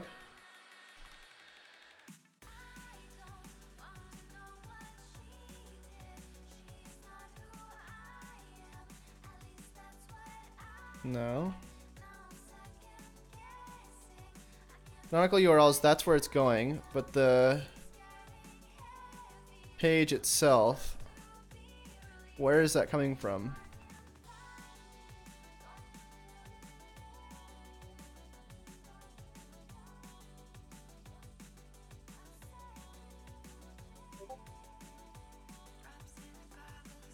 I understand how that got crawled.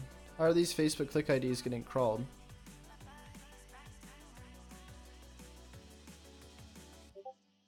Does it not tell me how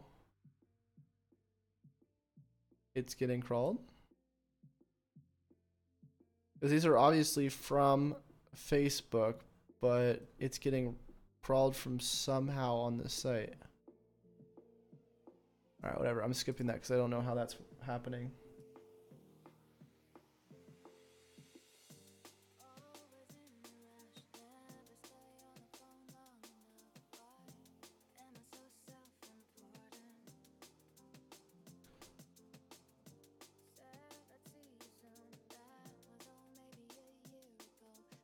$35 broken external URLs.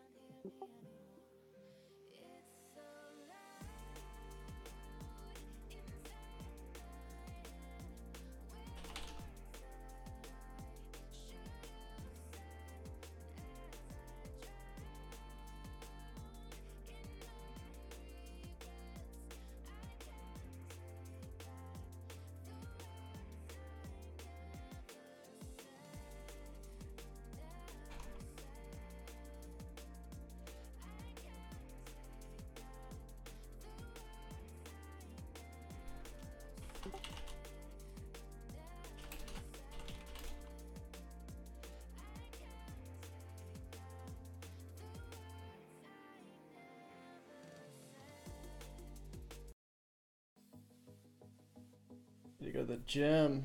Any discount codes or Black Friday deals? I think Black Friday SEO 1 will give you 25% off. I don't know if that code's still working. If it's not, let me know.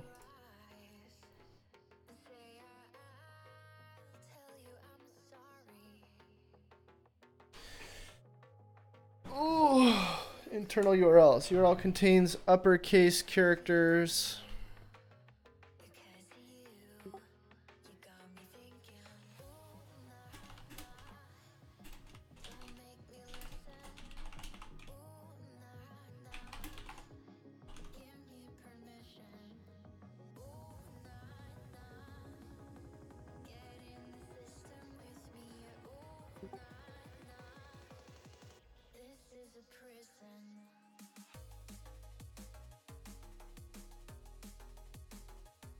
Broken internal URLs.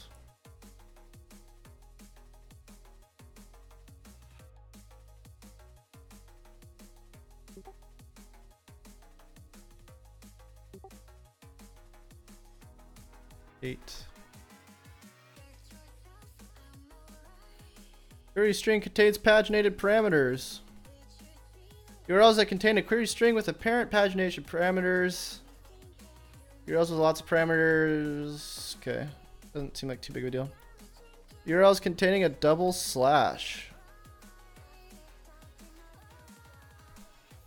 Okay.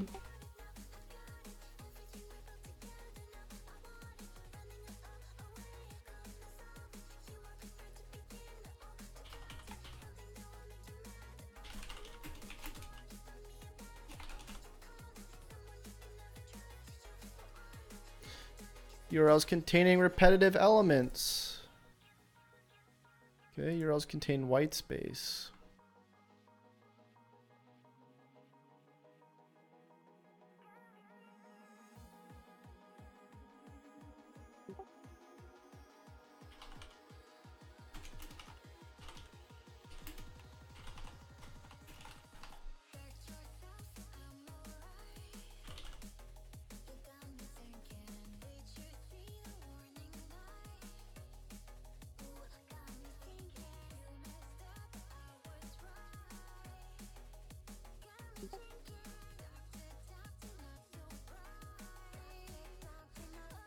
I don't know why these lines don't get put on here. It's like complete white space. If I underline it, will it work? Oh, there is no underline.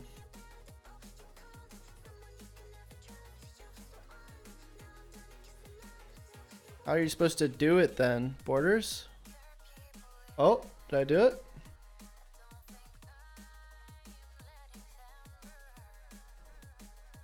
Almost. Guess I just want under other, but they're super dark. What do these have? Doesn't even tell me.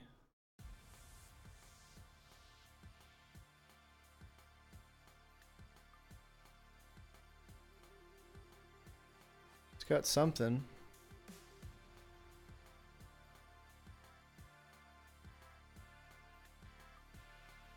Okay, so it's just that, but then it's a different gray, I guess.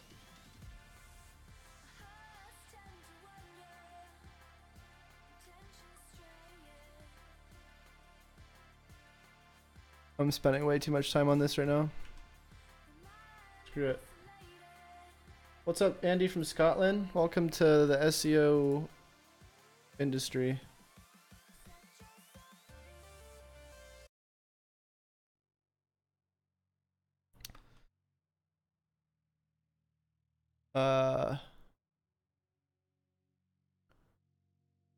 Links. It has an internal link with no anchor text. So this is what I'm not getting. How is it picking up 129 of these?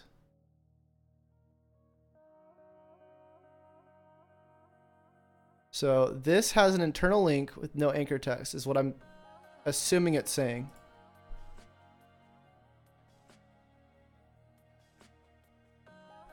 But it's not telling me what the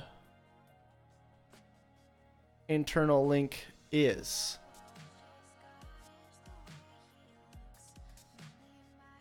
Has internal link with no anchor text. URLs that contain at least one outgoing anchor link with no anchor text. This represents a missed opportunity. Okay, that's great. But, oh, why did it just exit?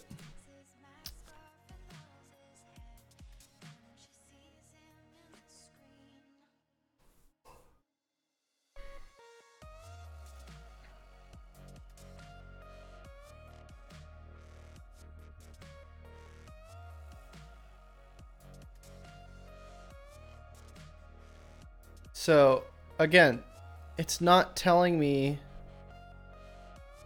So this right here is the URL that there's a link on that has no anchor text.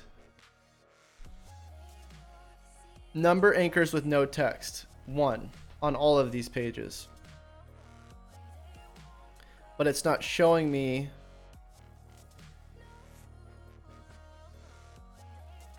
I guess I could do link, or I could look at the source code and then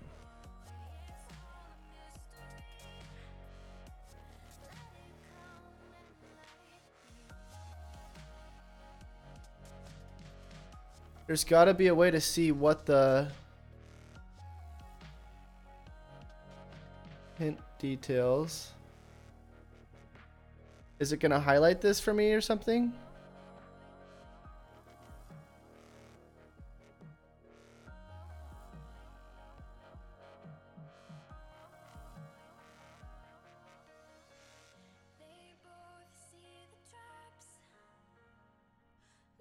It's not finding the.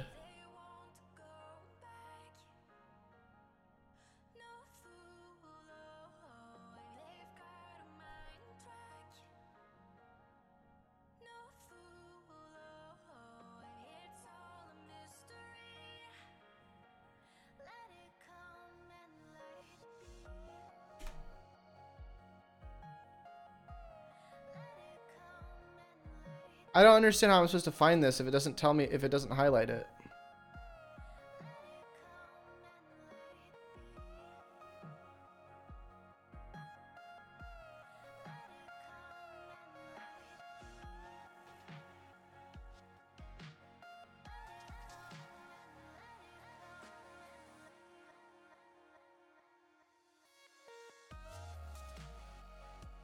Guides and resources.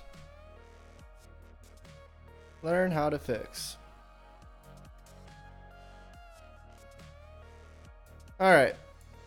So this means that the URL in question contains at least one outgoing anchor link, which has no anchor text. Why is this important? Internal linking is the main way you help users search and discover pages on your website. Okay.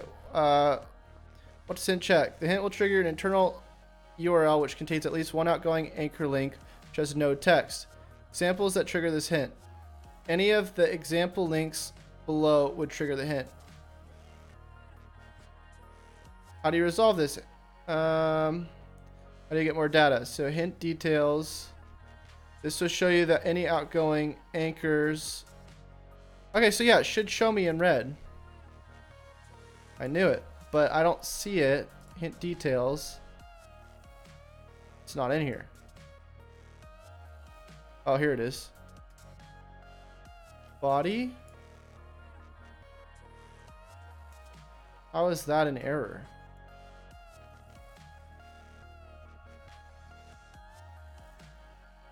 Is there an extra body tag or something?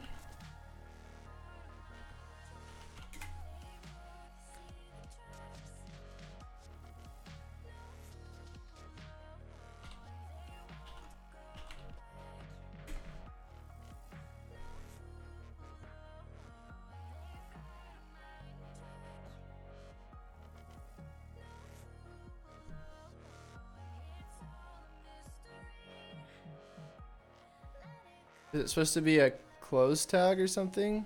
I mean, an open closed? No. Okay, I'm gonna try a different one because I don't know what.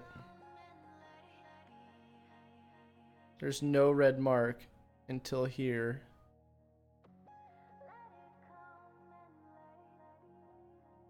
Should I just get rid of this?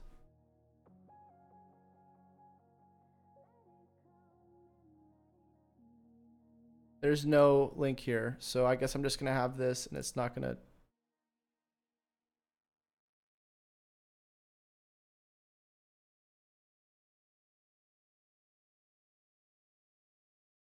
I mean, there's errors in terms of like it saying style and stuff with the whatever, but there's no links in here that's showing me, so I'm just gonna skip it.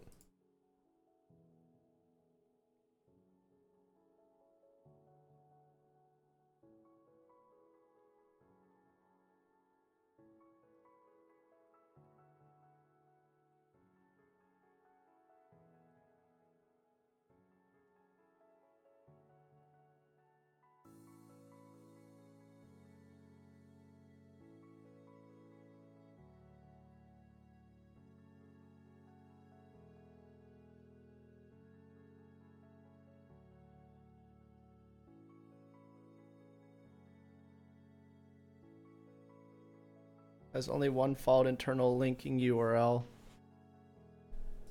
So that's definitely a problem in terms of the link structure. So all of these only have one internal link per page.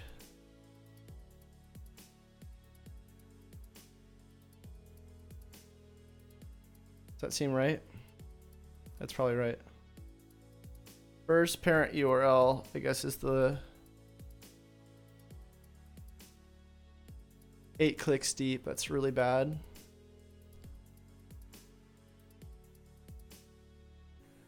Okay, so I guess this is going to help for sure with what we're talking about.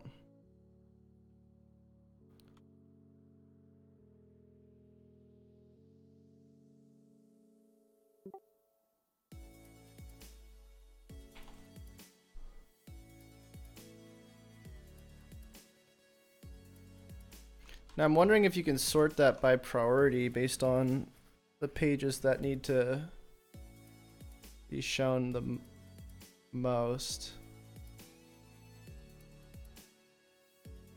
Can you sort this by page influence or something? Draw status scheme.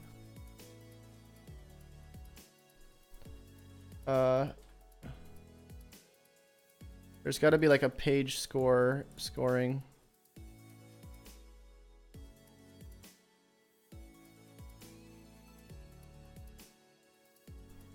Crawl source. Is there like a page rank or page authority metric?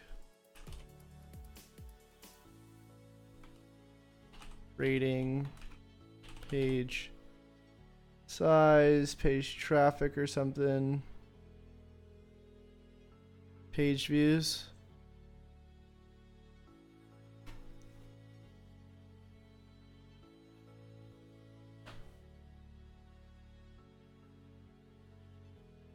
Indexation.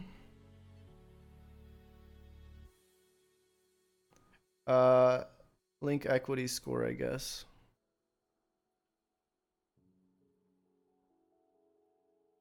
There we go. I think that was already over there. Can I move this column at all? Can I move this column?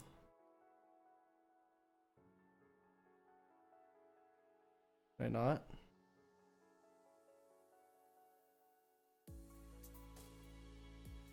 Link equity score, and then also can we do like traffic or something?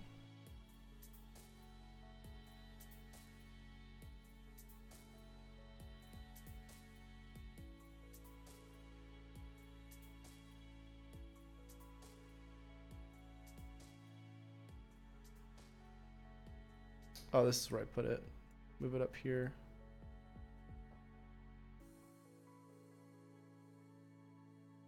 So link equity score here. I guess I can't move it. I'd have to manually take those out. Not that big of a deal. And then traffic, visit, clicks, total clicks.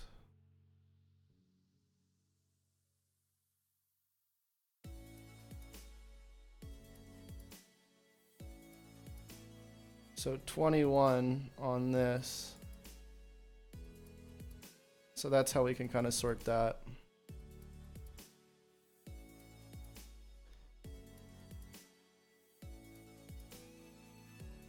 As a link with empty href attribute.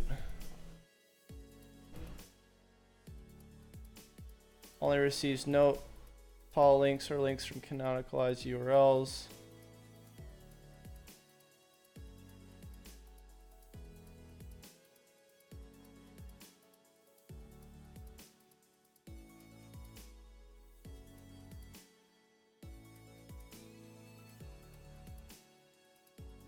URL's orphaned. Oh, it's all through sitemap. Okay. Not that big of a deal.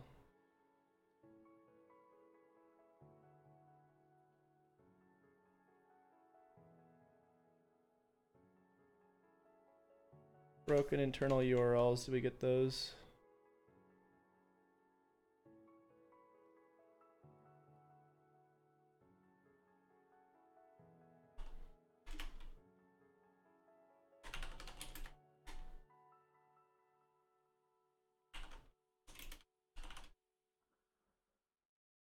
Oh, it's already right there. Okay.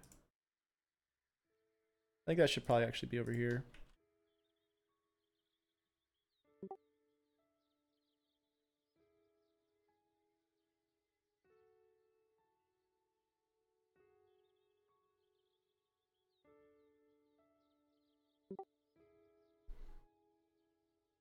I need to take a break. Get some food. Oops.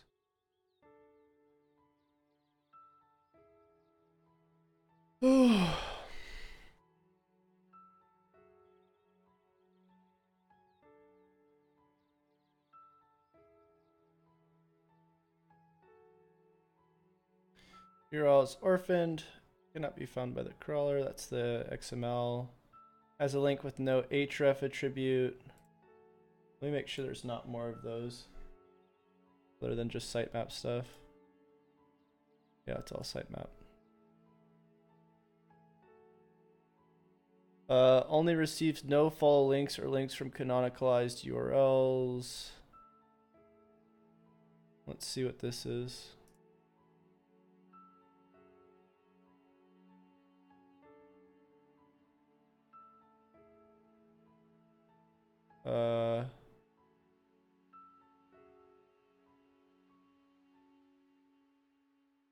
Okay.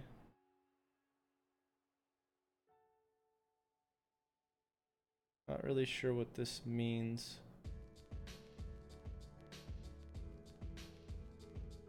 why there's only 3 of these.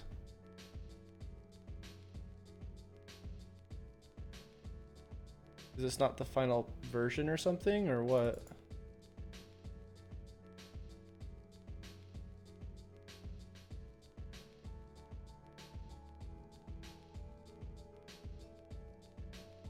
I'm gonna skip this for now because I don't really care. Yeah, I'm gonna take a break. I'll be back a little bit later, guys.